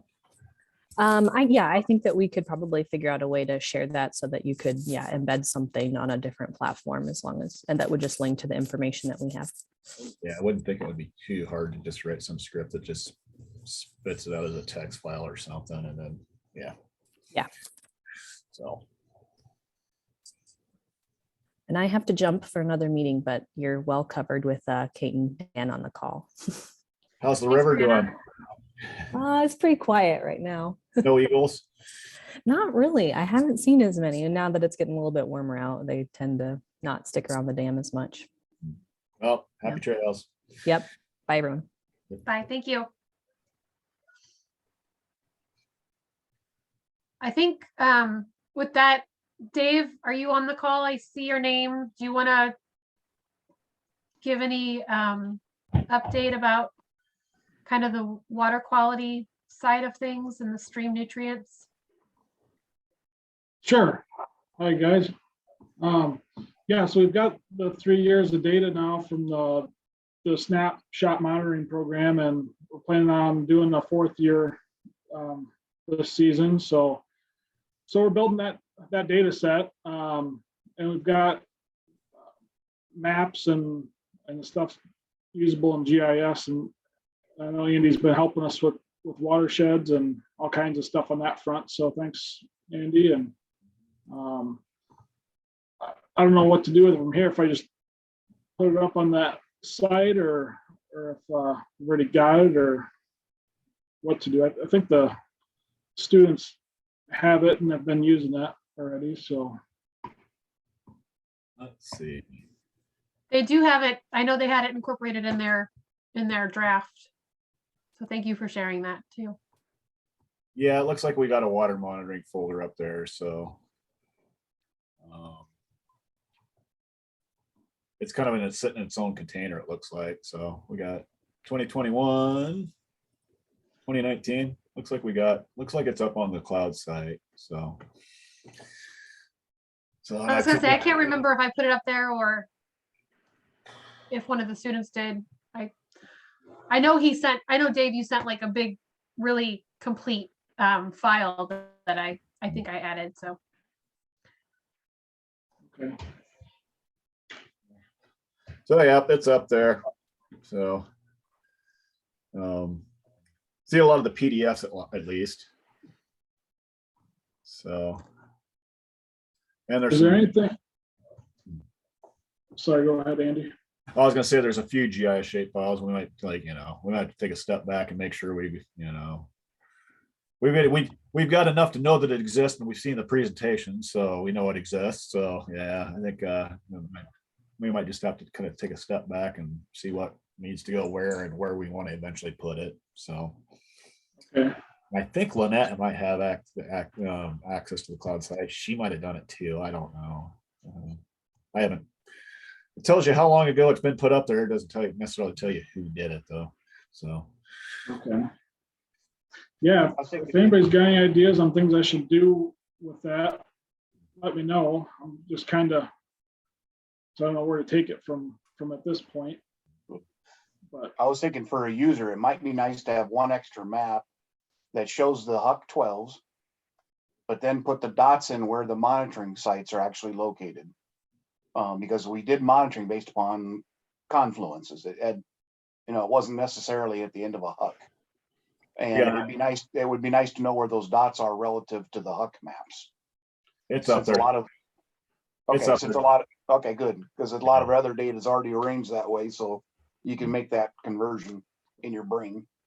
Yeah, that's one of those. Okay, that's where the whole Huck system falls apart, where it's like, because Dave and I had to figure out, okay, here's our Huck boundaries. Here's the monitoring station. What's the real catchment area to the monitoring station? It doesn't line up necessarily with a Huck boundary. So yeah, if you can put down the dots and maybe even the sub watersheds based upon the Huck boundaries, but also the sub watersheds based upon the monitoring, so you kind of compare the two.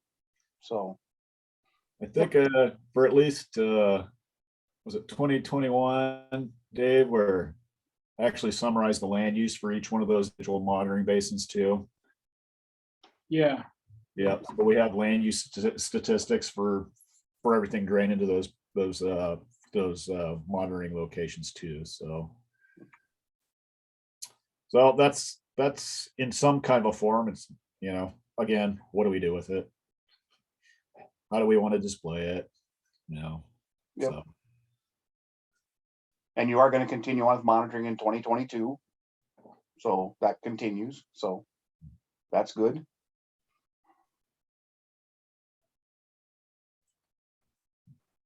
Yeah, they mentioned that was the plan, was the volunteers were gonna stick with the same locations for the 45 sites for this year, kind of reevaluate for 2023 after the phase 2 is finalized and all of that. So.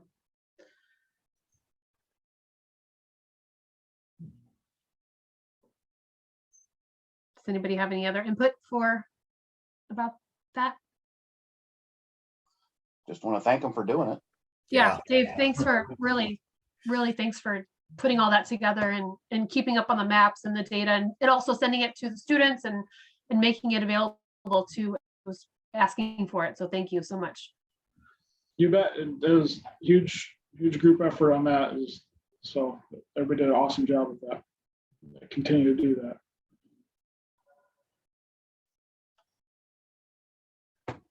And it is kind of enjoyable just to shadow them when they go out and do their grab samples. That way you kind of see where they're at and how they're pulling the samples, and it's kind of a nice day. I did one last year in Backbone Park, so it's like pretty nice place to go to just to kind of work and just kind of.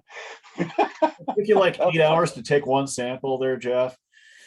Well, I was down there and then I had to stop for a tenderloin, and then it was a good day. I was gonna say, if you guys haven't done it, it's definitely worth getting out with the volunteers and seeing how it's done. It's a well-oiled machine, that's for sure. Well, that's like a hummingbird. She zips from one place to another. Mm-hmm. Well, probably is trained up the volunteers way too well too, to sets a high bar for them. Well, great. Thanks, Dave. Dan and Mike, do you guys want to discuss some of the aquatic habitat findings or anything along those lines that you have to share?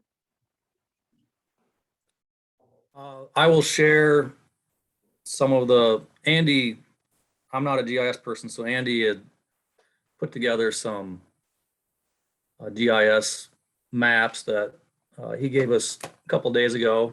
And so Mike and I have kind of looked at those, and I'll maybe share those with you guys. And it's kind of new for us a little bit, what we're doing here. And I guess I'd be interested in if it makes sense, what we're doing, probably as well. That'd be the biggest thing. So let's see if I'm just going to share the PDFs.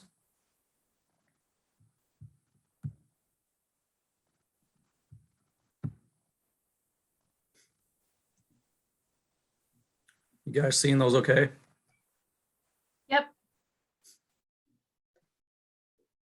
So yeah, Andy put together 7 slides for us, or layers, and they're all kind of going to be set up the same, showing the different Huck 12s.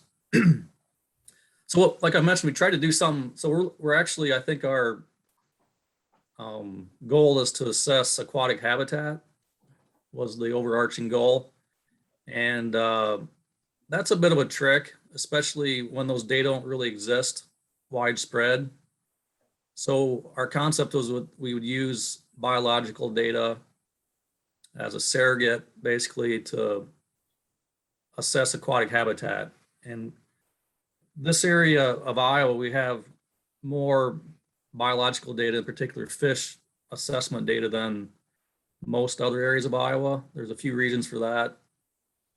Part of it's just where folks have worked. There's been a research section out of the Manchester Fish Hatchery for 40 years that works on rivers and streams, for example, and some of the higher quality resources in Iowa in terms of fisheries exist in this part of Iowa. So we do have more assessment data for fish in particular than other parts of Iowa. Also, there's data available on invertebrates. And these data come from not just DNR fisheries, but a lot of it's been collected by the hygienics laboratory folks, in particular the bugs, but a lot of the fish assessment data as well comes from the hygienics laboratory folks out of Iowa City. And a lot of this data is served through, and when we look at serving this, I think if we use these data, BioNet, the Iowa BioNet site is very good. And a lot of these data I asked, basically Jamie Moots is the database manager for them, and he queried the database for us to use it in this format. So even though, so this beginning slide is just kind of showing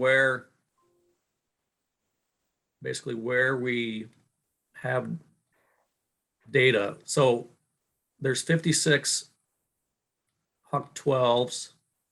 And even given that this is an area that we have had a lot of assessment, not all those Huck 12s were their existing biological data. It turns out that there's 30 of the 56, which I guess I was a little surprised by that. I've not seen data put up like this before. So one thing I told Mike is that this is job security for people like me. That means we have only about half of these done. And the fun part of my job is going out on streams and sampling fish, I guess. So I don't mind that. I'm kind of kidding, but I'm serious in that we can probably over the next few years or whatever decade, prioritize some of these watersheds or Huck 12s that don't have existing data. And I might be able to coordinate a little bit again with the hygienics laboratory folks. I don't know how they come up with their sample list, but we might be able to work through some of these and try to fill in some of the gaps. So this was a worthwhile project just in finding out where we need more data. Basically, Andy's color coded here. The different, if you want to think of orange and blue are basically the best in that they have the most existing data points, and green is pretty good. The dark gray, we just have some bug data. And then the white or the light gray, we don't have any biological data. So this is just looking at, doesn't tell us how the quality is, it's just telling us where we have data. Orange and blue is good, green's pretty good. This is the upper watershed. And then we're over in the North Fork here. So the upper North Fork, we've had a lot of assessment. Part of that has to do with its, and so priorities can kind of be based on a few things. And one is if we have had some problems. This upper area of the North Fork had quite a bit of fish kill, not so much in the last 10 years, but 20 years ago. And so it's considered biologically impaired, and there's more data that's been collected in that upper North Fork. When we get in the lower end of the Maquoketa River, there's a lot more gaps. There's a couple of reasons for that. One was that it's further away for the assessment crews. And also these areas tend to be harder for us to sample. They don't, a lot of this lower end of the the Maquoketa River system, there's not maybe a public access to get to that. And also, as some of the information we saw earlier, they tend to be, it's on a different geological surface. So you got steep banks and, ravine type of habitat more. So it's harder in a lot, and some of it's, the river itself is bigger down there too, not necessarily the streams, but the river. So it's a little harder to sample. So the bottom of the Maquoketa River system probably needs a little more effort if we're going to fill in the gaps. All right, so this is more of that, where we have, and this is kind of lingo that we can maybe clarify, but fishnet are basically samples that have been taken by Iowa DNR, and BioNet is more likely to have been collected by the hygienics laboratory. And so I'm going to be talking a bit about, and I should say that, so, and these are kind of the metadata that Andy put together for us of where we have samples and what kind of samples, but I'll take a moment and just talk about what, so we got IBIs here, index of biotic integrity is what we're using. So we're not just using like the number of smallmouth bass or something like that. What we have is there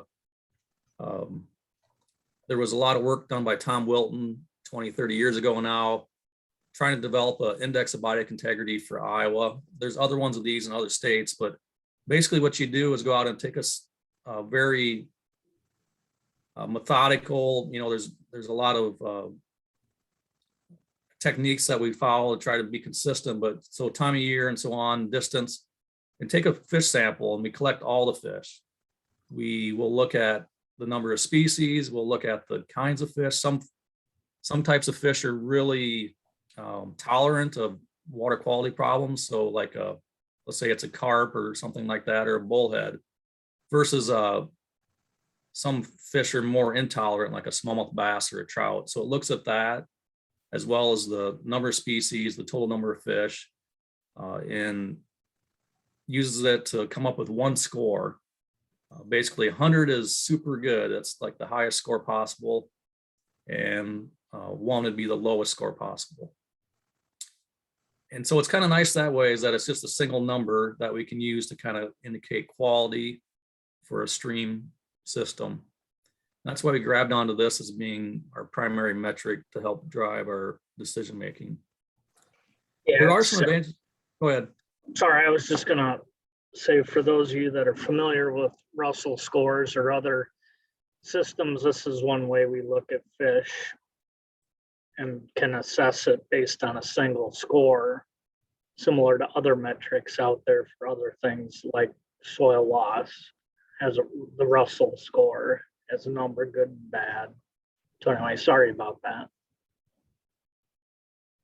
And so the invertebrates or bugs, they were the first to do this. Actually, they led fish. And so similar with the bugs or the invertebrates, but they're looking at stoneflies and mayflies and so on rather than fish species.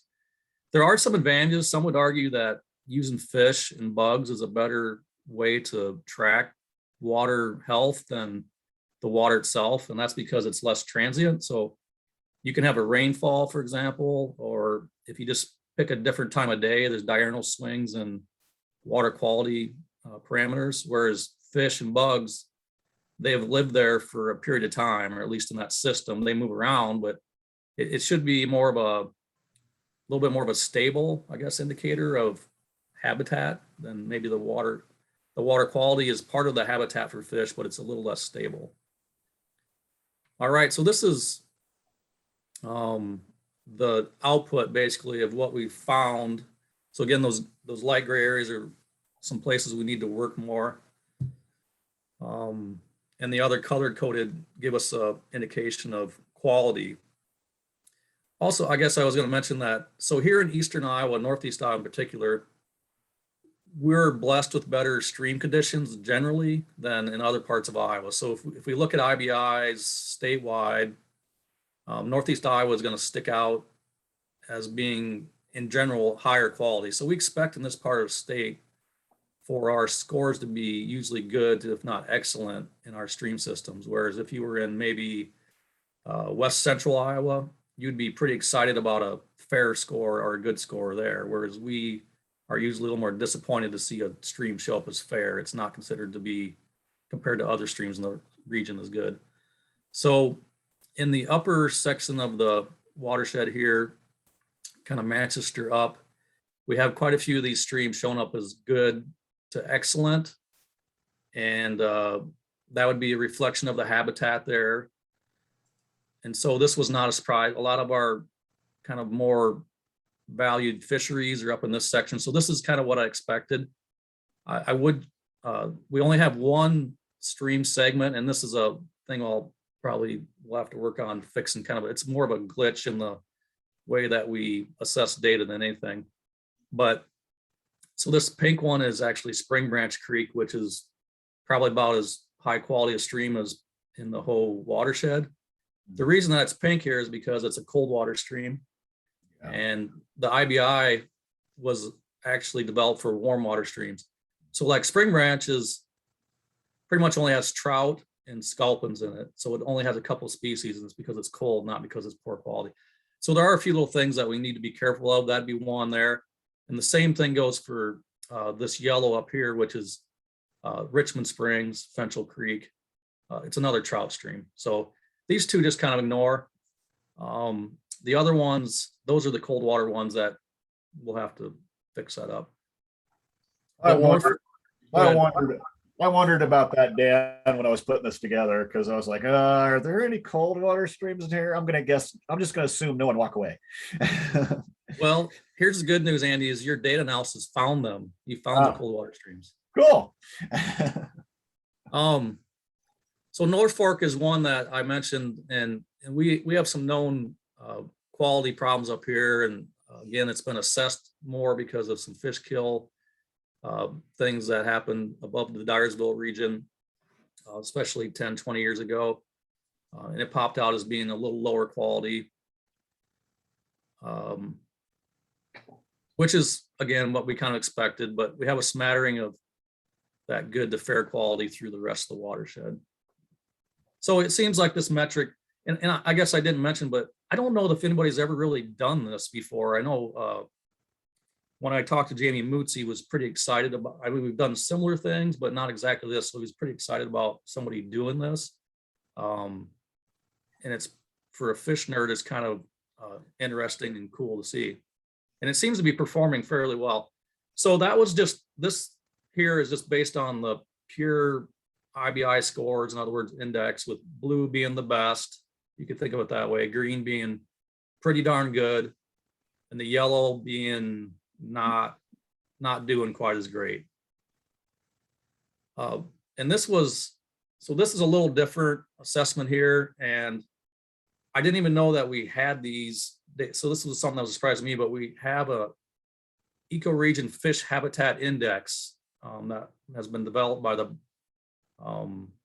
water section or BioNet folks. And that, so basically here what we're looking at is what the expected scores for the IBI would be based on the ecoregion it is in. So again, we tend to have higher scores in this ecoregion. And then also they do a quick and dirty habitat assessment at the sites that there's BioNet collection. So here we're basically looking at the difference between what they actually found for an IBI score and what would be predicted based on those data.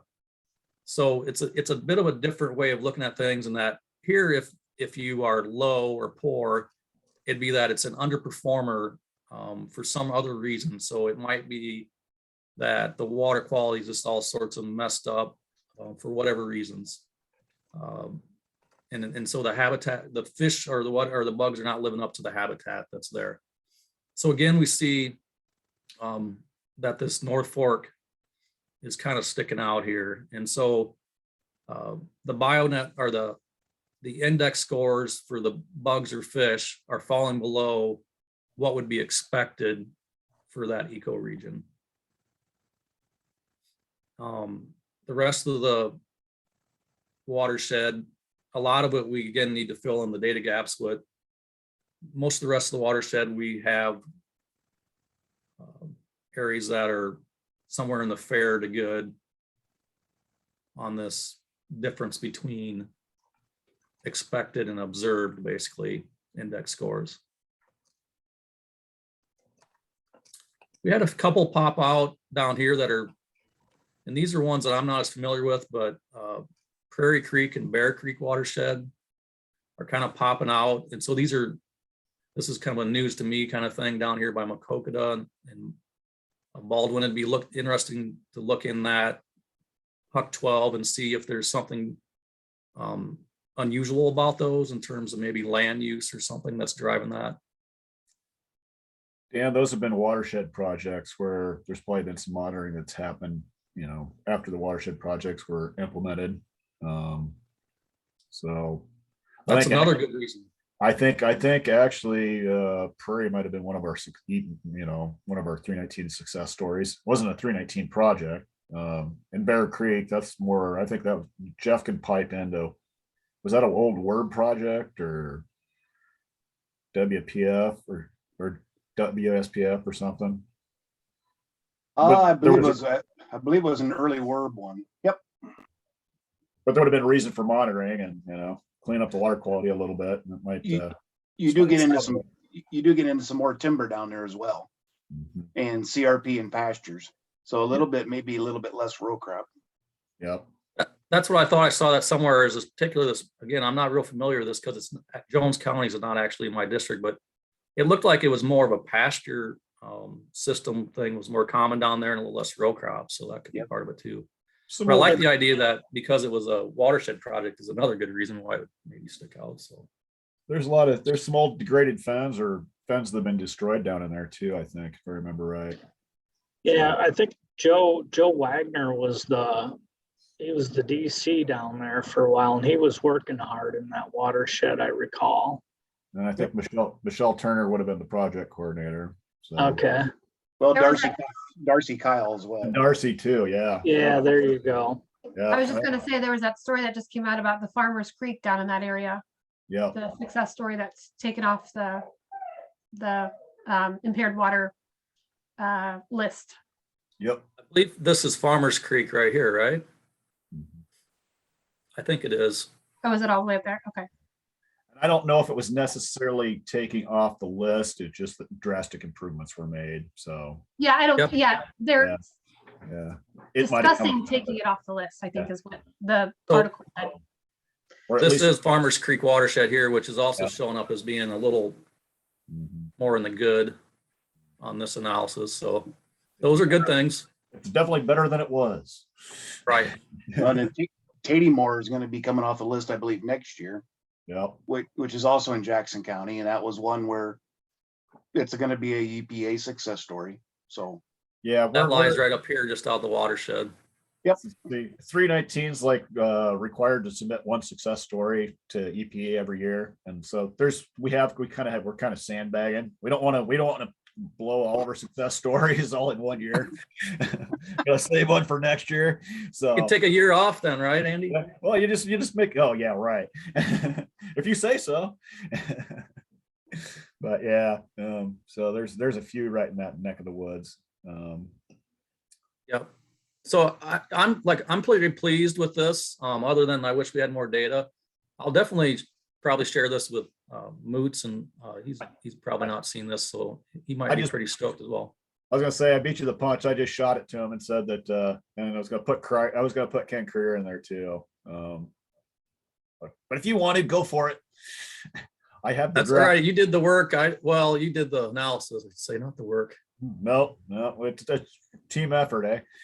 Yep.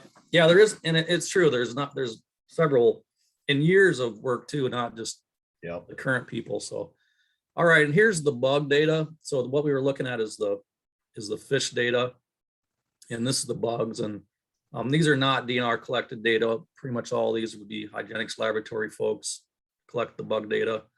But again, they're using that to assess quality, which is a quality of those, basically a surrogate for water quality and habitat quality. Again, we would expect in this part of Iowa to be a lot of greens and blues. So when we see a fair, it's kind of actually a pour for us in a sense. Again, we're seeing that Norfolk kind of getting picked on a little bit. The upper part above Worthington in this case has a little bit better, a little bit lower bug quality, it appears. And the bug and the fish don't always agree. So we were just talking about down here, Farmers Creek was looking kind of good on fish and it's looking a little less good on bugs. And so for the most part, actually the bugs and fish do agree. There's a few exceptions here when I was looking through. But we have a little better coverage maybe, or we have coverage in some of these Huck 12s with the bugs that we didn't with the fish. And but for the most part, they agreed. Dan, I was just going to ask, what kind of on-the-ground sampling happens to collect this data? Is it staining or electroshocking, or I mean, how are you able to collect the data? For the fish, the bugs, I haven't done them for a long time, but for the fish, I do them. We do occasionally do fish community samples. So it's electrofishing. And these are all weightable streams as well. I should have said that, but so we don't have a methodology for assessing non-weightable samples. In other words, we don't go on the main stem of Coconut River with a boat and collect all we do that, but we don't have a IBI for that. So these are all streams where the water depth is shallower and we can walk in it without it being over our head for the most part. Every once in a while you step spot you shouldn't, but so we're going to be using a backpack or a tow barge electrofishing unit, usually a tow barge electrofishing unit. And usually these are going to be about a 1,000 yard long type sample. And we just go through and pick up every fish we can. Usually there's 2 dippers. It's usually a team of like 4 people. Yeah, one person, that's pulling the barge, the mule, we call them, they pull the barge. We got 2 people that have the electrofishing wands and a dip net. And then we have 1 person that's kind of ferrying those things back and forth to the holding tubs. So it usually takes at least a half a day, if not a day, to do that relatively small section of stream, just because the sheer numbers of fish that you collect doing that can be pretty high. It's certainly common to catch several thousand fish in that section. And then we enumerate them all by species. So we're going to sort them all out and check for species, and it wouldn't be uncommon to maybe catch 20 kinds of species or so in this part of Iowa in that sample. And then we'll count them. And those are the data that we need then to drive that IBI scoring, which is basically just looking at regression equations that have been developed, kind of predicted again versus what we actually observed to get a score as fair, good, or excellent. So it's about half a day a stream, if not a day, by the time you drive there and everything. So to catch all these, what was there, 20 or so, 26, I guess, missing Huck 12s. It's certainly not something we can do in a year, but it might be something we could pick at and fill in those data over the next 5 years or 10 years, maybe. That was my next question, is how long would it take to kind of fill in the missing pieces? So yeah, didn't seem like a, tomorrow kind of idea. No, but we can certainly start chipping away at it. And I can talk to Mike Birmingham and some of those folks that do the other parts of it and see how they come up with their list. And yeah, it's worth trying to fill in the gaps. It'd be interesting for sure and helpful. If any of you are interested in joining us sometime, you can certainly try to tag along and just see how it goes and how it works. And I think it gives a little more appreciation for how it works. You get to be the mule. Yes, that'd be ideal, but unfortunately the mule is the most dangerous spot, Jeff, so usually we don't put the volunteers there. It also happens to be if you. I will happily volunteer because I've done this before and I love this kind of on the ground surveying. So next time you guys go out, keep me in mind. And the bugs are interesting too. The bugs are interesting too. They're fun. Yep. Yeah. So Yeah. And just so you know, so that's usually, we'll get a sampling schedule together, but if all these data are collected in the late summer, fall period, and that has to do with just that standardized sampling for this. That's when we have usually lower and more predictable stream flows. So it's usually going to be August, September that we're doing these kind of samples. So those are the slides we have, and we don't necessarily need to provide all these to the public.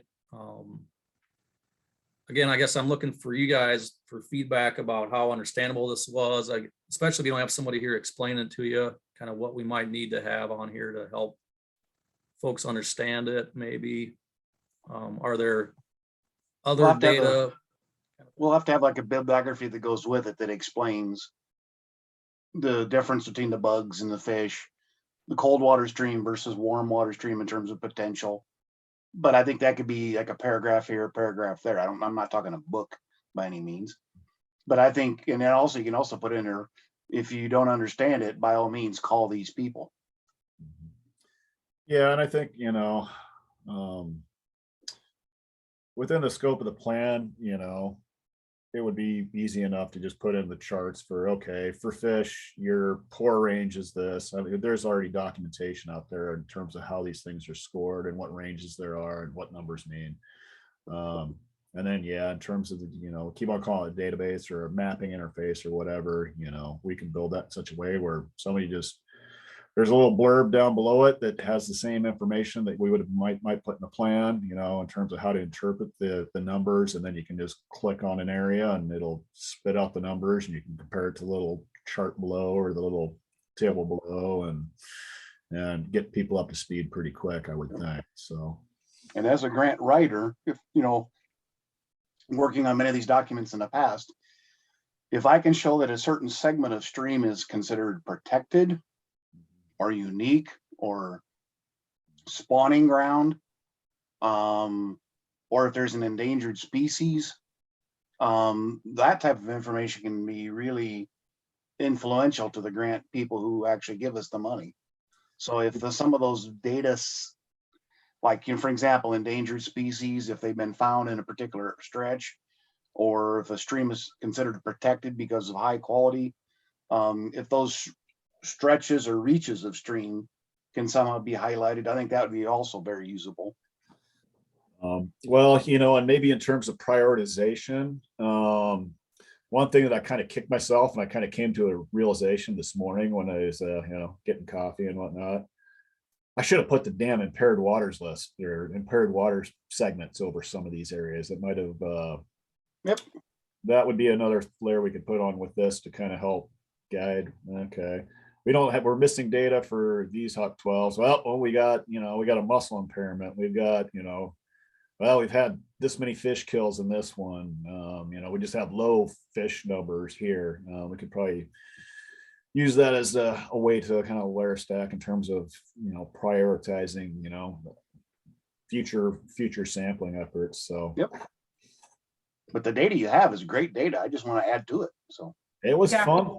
That was fun to try to I pretty much learned a lot of this stuff in the last couple of days. So how you present this stuff and what it all means. And then the patterns are pretty cool here. So I think that's a good point, Andy. I don't know how hard that is to lay out here, but I get asked that a lot by grant writers and USDA folks in particular.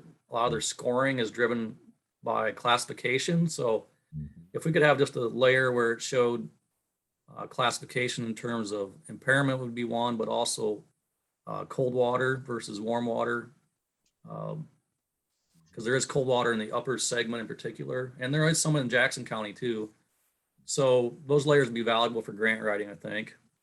And I guess as far as the rare and endangered, I'm trying to think. We've got the natural areas inventory, so it shouldn't be too hard to sweet talk John Pearson or somebody to, okay, can we just say that it's present in a watershed or number of different species present in a watershed. And we've been talking about making that the matrix based off of, I think, watershed boundaries. So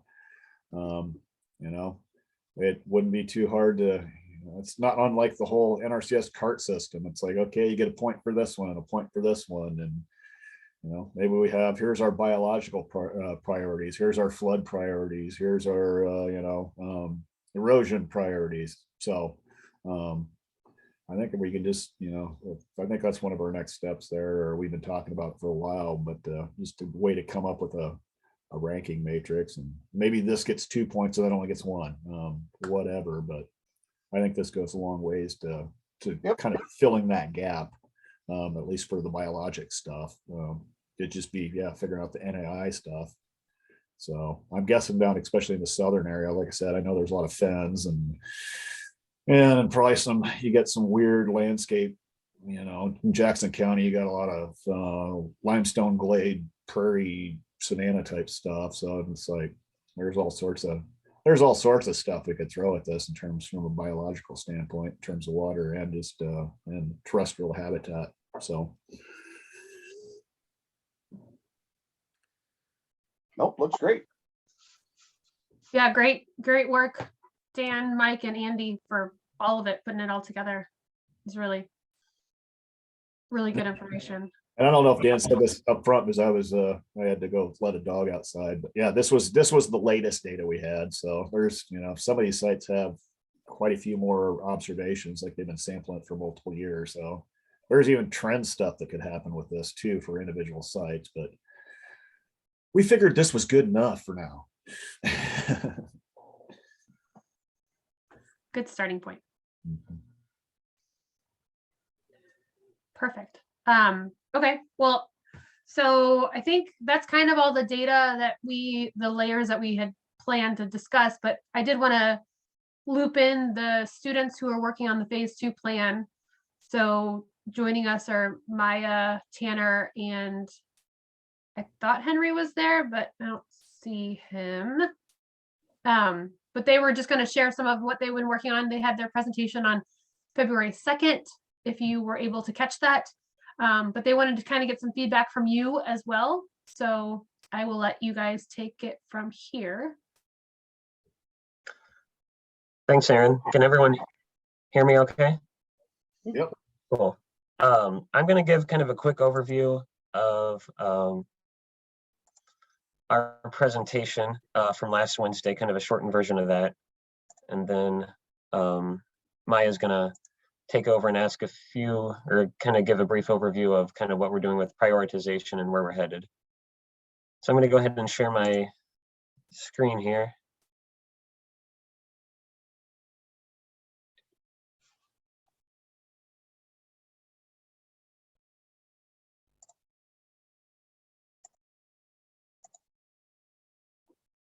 Okay. Can everybody see the presentation? Yeah, we got the presentation. Cool. We have the speaker notes. Yeah. Working on dual monitors. Let me try that again. All right. How does that look? Yep. Okay. So just going to give a brief progress update on phase 2 of the plan that we're working on. If you were on our presentation last Wednesday, this will probably be quite repetitive from what you heard then. So last year, as many of you probably know, phase 1 of the Maquoketa River Watershed Management Plan was finalized and finished, and that plan looked at the whole watershed and looked at identifying kind of broader management goals that focused on flooding, water quality awareness, and habitat health. This year for phase 2, we were tasked with kind of figuring out where some of those management practices are or would be best served, and doing that through prioritizing sub-watersheds to implement those phase 1 management practices. And another piece of phase 2 is also to provide some guidance on site-specific project selection that can be used by the WMA and the communities within the watershed. So here's just kind of a quick snapshot of work we've completed so far. There's 3 main components, the first and largest being a sub-watershed analysis. And I know we've talked a little bit about this with the technical committee before, but we've been mainly looking at 4 key issues for this analysis of flooding, nitrates, phosphorus and soil loss, and diminished recreation. And I'll go into a bit more detail on that in the next slide. We've also been working on sub-watershed profiles. So these profiles are at the HUC 10 level in the watershed, and they provide summary statistics and short descriptions for each HUC 10, and then also have some information on local issues within that HUC 10 as well. And then the last major piece that we've been working on are stakeholder interviews. So we've contacted all the communities within the watershed and interviewed 13 of the 41 communities to discuss existing or planned projects that they have going on that affect flooding or water quality or some other sort of watershed planning, and then also ask questions about future collaboration or potential to collaborate with the WMA. We've also reached out to farm service providers and interviewed farm service providers to kind of understand trends in conservation practices and willingness of farmers potentially to implement conservation practices. So we've reached out to a few different organizations there. So to just go into a little bit more detail on our sub-watershed analysis, just to highlight some of the key components. Like I said, we've focused on 4 key issues of flooding, nitrates, phosphorus and soil loss, and diminished recreation. Inside each of those issues, we've selected key variables and mapped key variables to help better understand spatial differences between HUC 12, so kind of similar between looking at some of the data we just saw. But if you were on our presentation last Wednesday, we showed more of those maps, and that's also, that presentation's available on our Facebook page, or Aaron or Travis can share a link as well.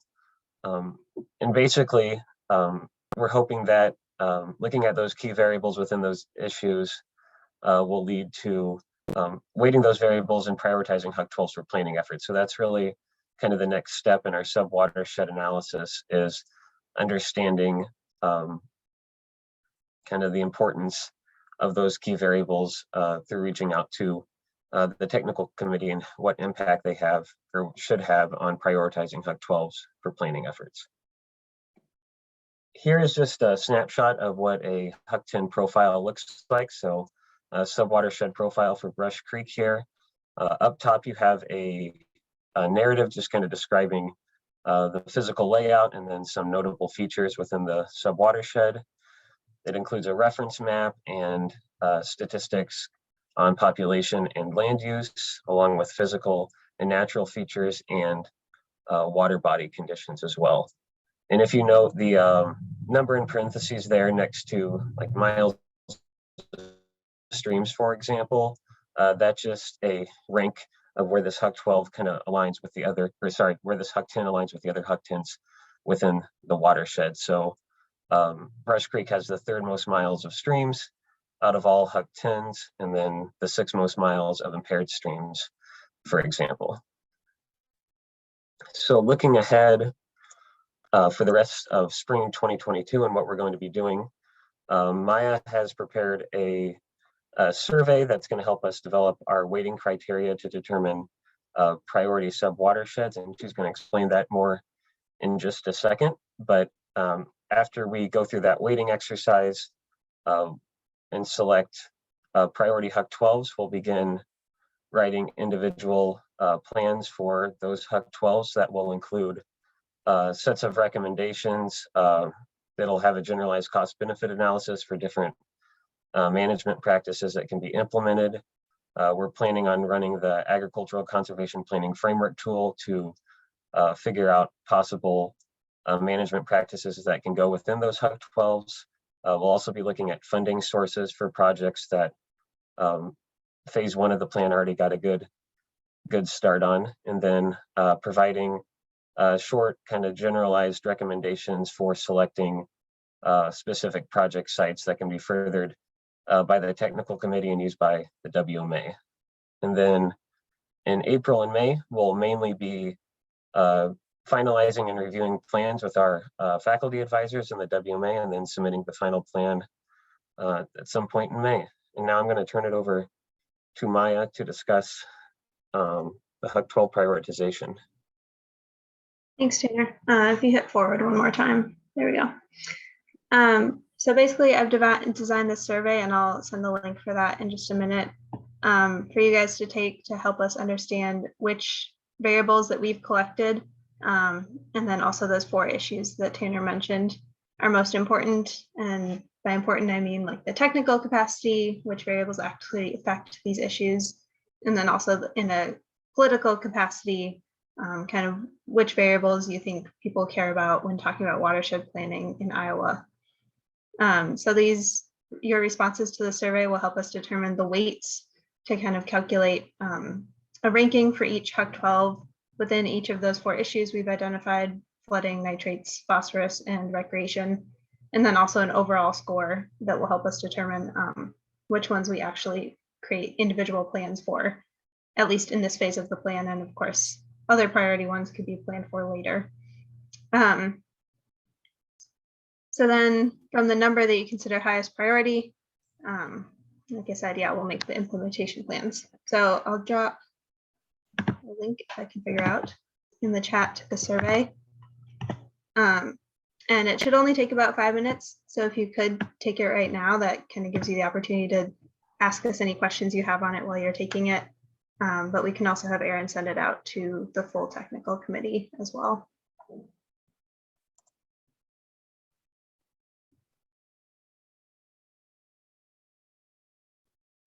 Yeah, if people don't want to do it right now, I can definitely send it out after. I think she just did, but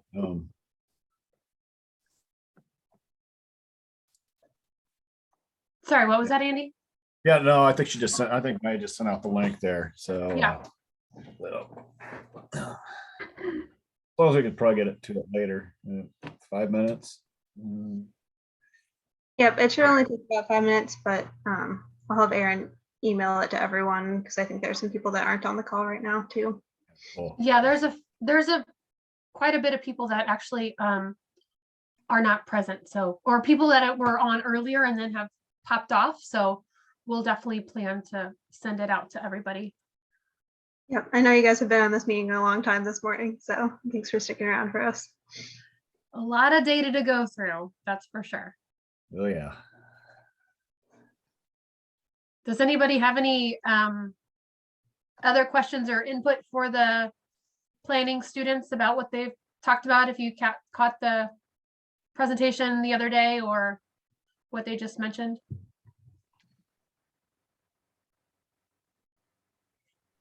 Yeah, I saw it the other day and I just reiterate, looks like they're doing a really good job. So now the rubber's hitting the road with the survey. Yeah, I guess my question would be, how do we incorporate some of the other information that we've been providing into these plans, that's not included in some of the metrics you guys looked at? How do we do that moving forward, I guess is my question. Yeah, our plan is to upload all of the data that we've collected to the GIS repository that you guys have at some point when we have time. And so then you can kind of combine the data that we have with yours. Okay. And let's see here. I think there's some prioritization maps in that GIS folder on the cloud site. Maybe we just, for some of the other stuff, and maybe we can just, with an Excel spreadsheet and looking at some of the maps, kind of try to winnow it down or come up with some kind of methodology of how people can populate. Here's what we think needs addressed in the North Fork, into the 3 individual project areas there. Yeah, I don't know if I've got a complete thought on this yet or not, but but yeah, we do have some base maps that we can kind of use to kind of help us, and then developing some kind of a spreadsheet that goes along with it for different metrics. I was just sorry, Yeah. go ahead. I was just gonna say, we didn't have the biological stuff till I don't think I got that to Dan and Mike till yesterday morning. So, and then we got the flooding stuff, and but we've got kind of a template or container where we can probably build off of that. And I think once we take a look at the survey, kind of morph that methodology into any of these new parameters we're thinking about maybe adding. So. And kind of going beyond that, I think our intent was to take stock of what we learned today, work on these issues as far as how do we coalesce this data together effectively and make it accessible. But then eventually we're going to have to present this to the WMA board. And we can't go through a 2-hour meeting at that time, but we're going to condense our presentation maybe down to 15 minutes or something like that. But to give them an idea of what's in this data, how it's accessible, before we actually get their blessing, before we go online with it.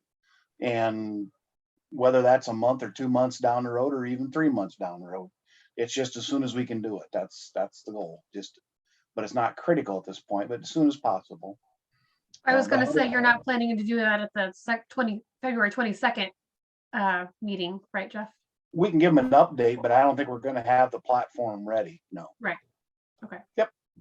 But I do want to get the platform ready so this way it's accessible. But that gives us a chance to go back and clean up our data from what we discussed today, and then put it together, and then with the students' data as well, kind of incorporate that data into one somehow accessible database that a user could go after, or I should say use, in order to gain this information. But I do want to have that relatively put together, if not complete, at least relatively put together by the time we go to the full board with it and get their blessing.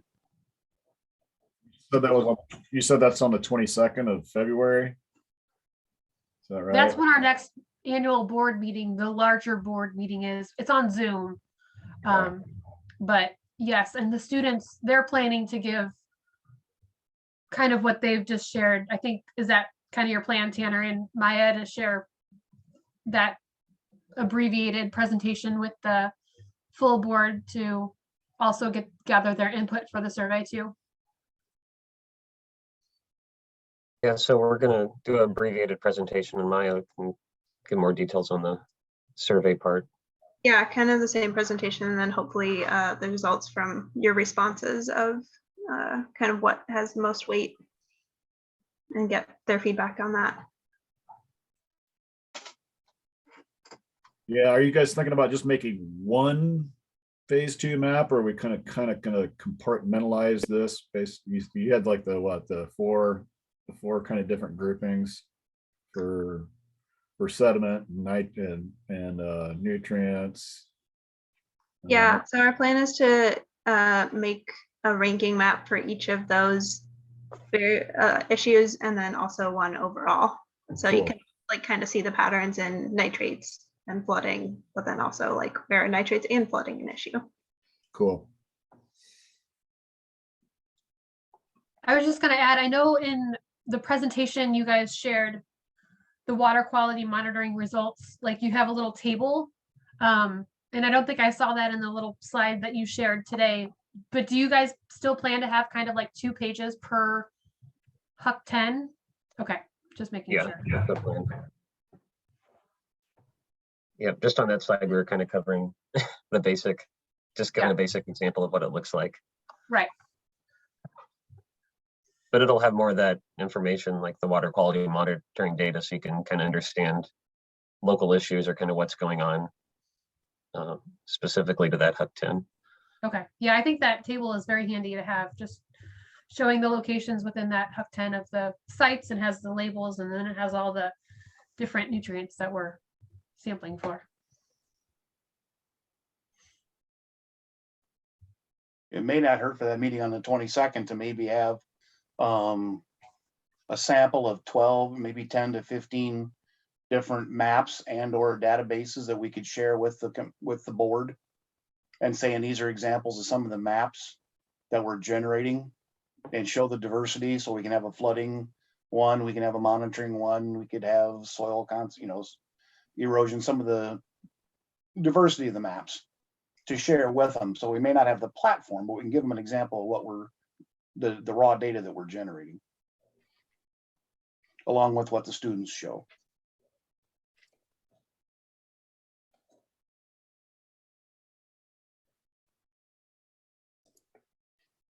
So are you talking about the maps that they have already created, Jeff, or are you talking about additional maps that we were talking about today?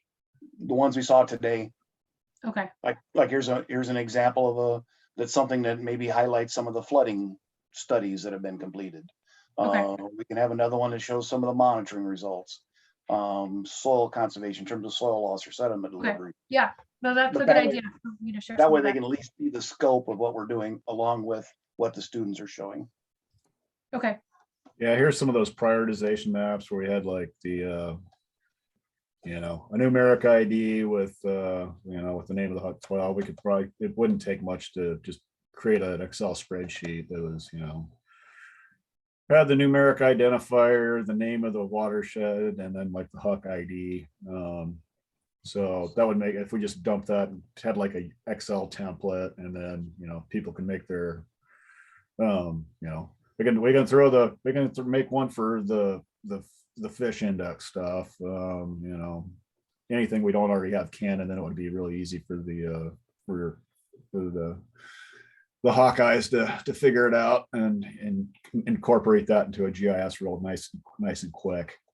So then we can see what sticks on the wall and what doesn't. So, and that's on the cloud site.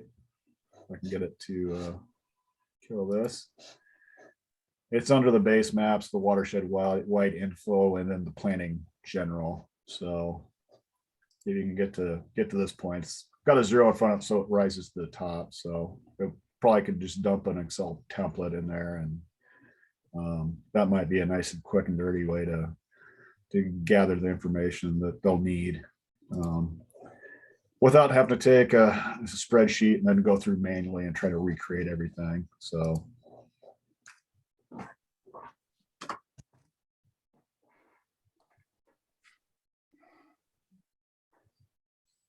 Okay. Does anybody else have any, Jeff or Andy, do you guys have any more thoughts as far as the meeting and layers and everything we saw today? I'm appreciative of everybody's work on this. I think it's going to be relevant data that, like I said, as a grant writer or a watershed planner or a community leader could use to further their cause. Probably the main concern I have is long-term is trying to keep all this data and all this stuff up to date. That's going to be the one where I haven't figured that one out yet. How do we add to it, but also how do we go in and take the existing data and update it if we need to, in a streamlined fashion. Every one of your spreadsheets, okay, right now it says 2022, and next year when you update it, you call the new spreadsheet 2023. Okay. Works for me. Yeah. So you're worried about the future, Jeff. What's wrong with you? That's right. I only got 3 years to retirement. What do I care? Yeah, come on. So, but no, again, I'm very appreciative of what everybody's done, and I think we're going to be able to provide them a product that they could use. So that was our goal from day one. Just give them a product that they could use. So I agree. Yeah, looks like we're done early, but thank you everybody for everything. And we have this, we're recording this, so we'll be able to share if you guys want to go back and look at anything in particular. But I'll probably be reaching out to gather some of those maps that Jeff was mentioning to share in our February 22nd meeting.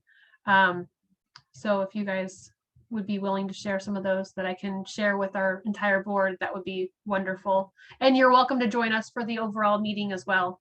Again, it's going to be on Zoom, February 22nd at 4 o'clock. So I'm getting ready to share more of the agenda and everything for all of our members for that invite. And once we get a final platform put together and how this is up and running in 2 to 3 months or whatever the case may be, then we may have another Zoom meeting for people who just want to see the final product.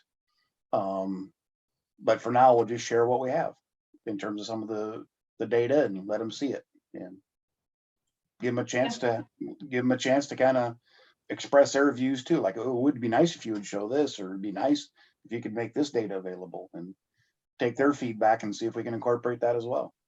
Well, this might be a really good, the prioritization part might be a really good thing to, stress test in terms of, it's talking about ArcGIS Online. This would be a relatively taking complex data and distilling it down to something, relatively simple in terms of, okay, turn on all your flooding layers and here's how things ranked out. And here's your sediment nutrients layers, turn those on and off and see how everything ranked out. And here's comprehensively, here's how everything ranked out. So that's something you can embed pretty easily into a website too. So, but it becomes interactive for board members, the general public, whatever, and kind of see what we come up with. So and maybe we can talk the Iowa people into a phase 3 and kind of create a platform for us, because I'm not the one that's going to do that. So yeah, we know, Jeff. So yeah, but I'm interested in if students want to do that to help out, that's great. But yeah, create that platform to make those types of whatever I'm looking for, easy to use formats for users. I think that's great if we can do it. They don't have to see all the baseline stuff that went into it and go cross-eyed. Well, I have to sign off here and get to class, but thank you guys for helping us prioritize those and filling out the survey so that we can get phase 2 of this watershed plan off the ground. Thank you very much. Thank you guys. Everybody have a good weekend. Okay, bye. Thank you, everybody. Thanks. Okay.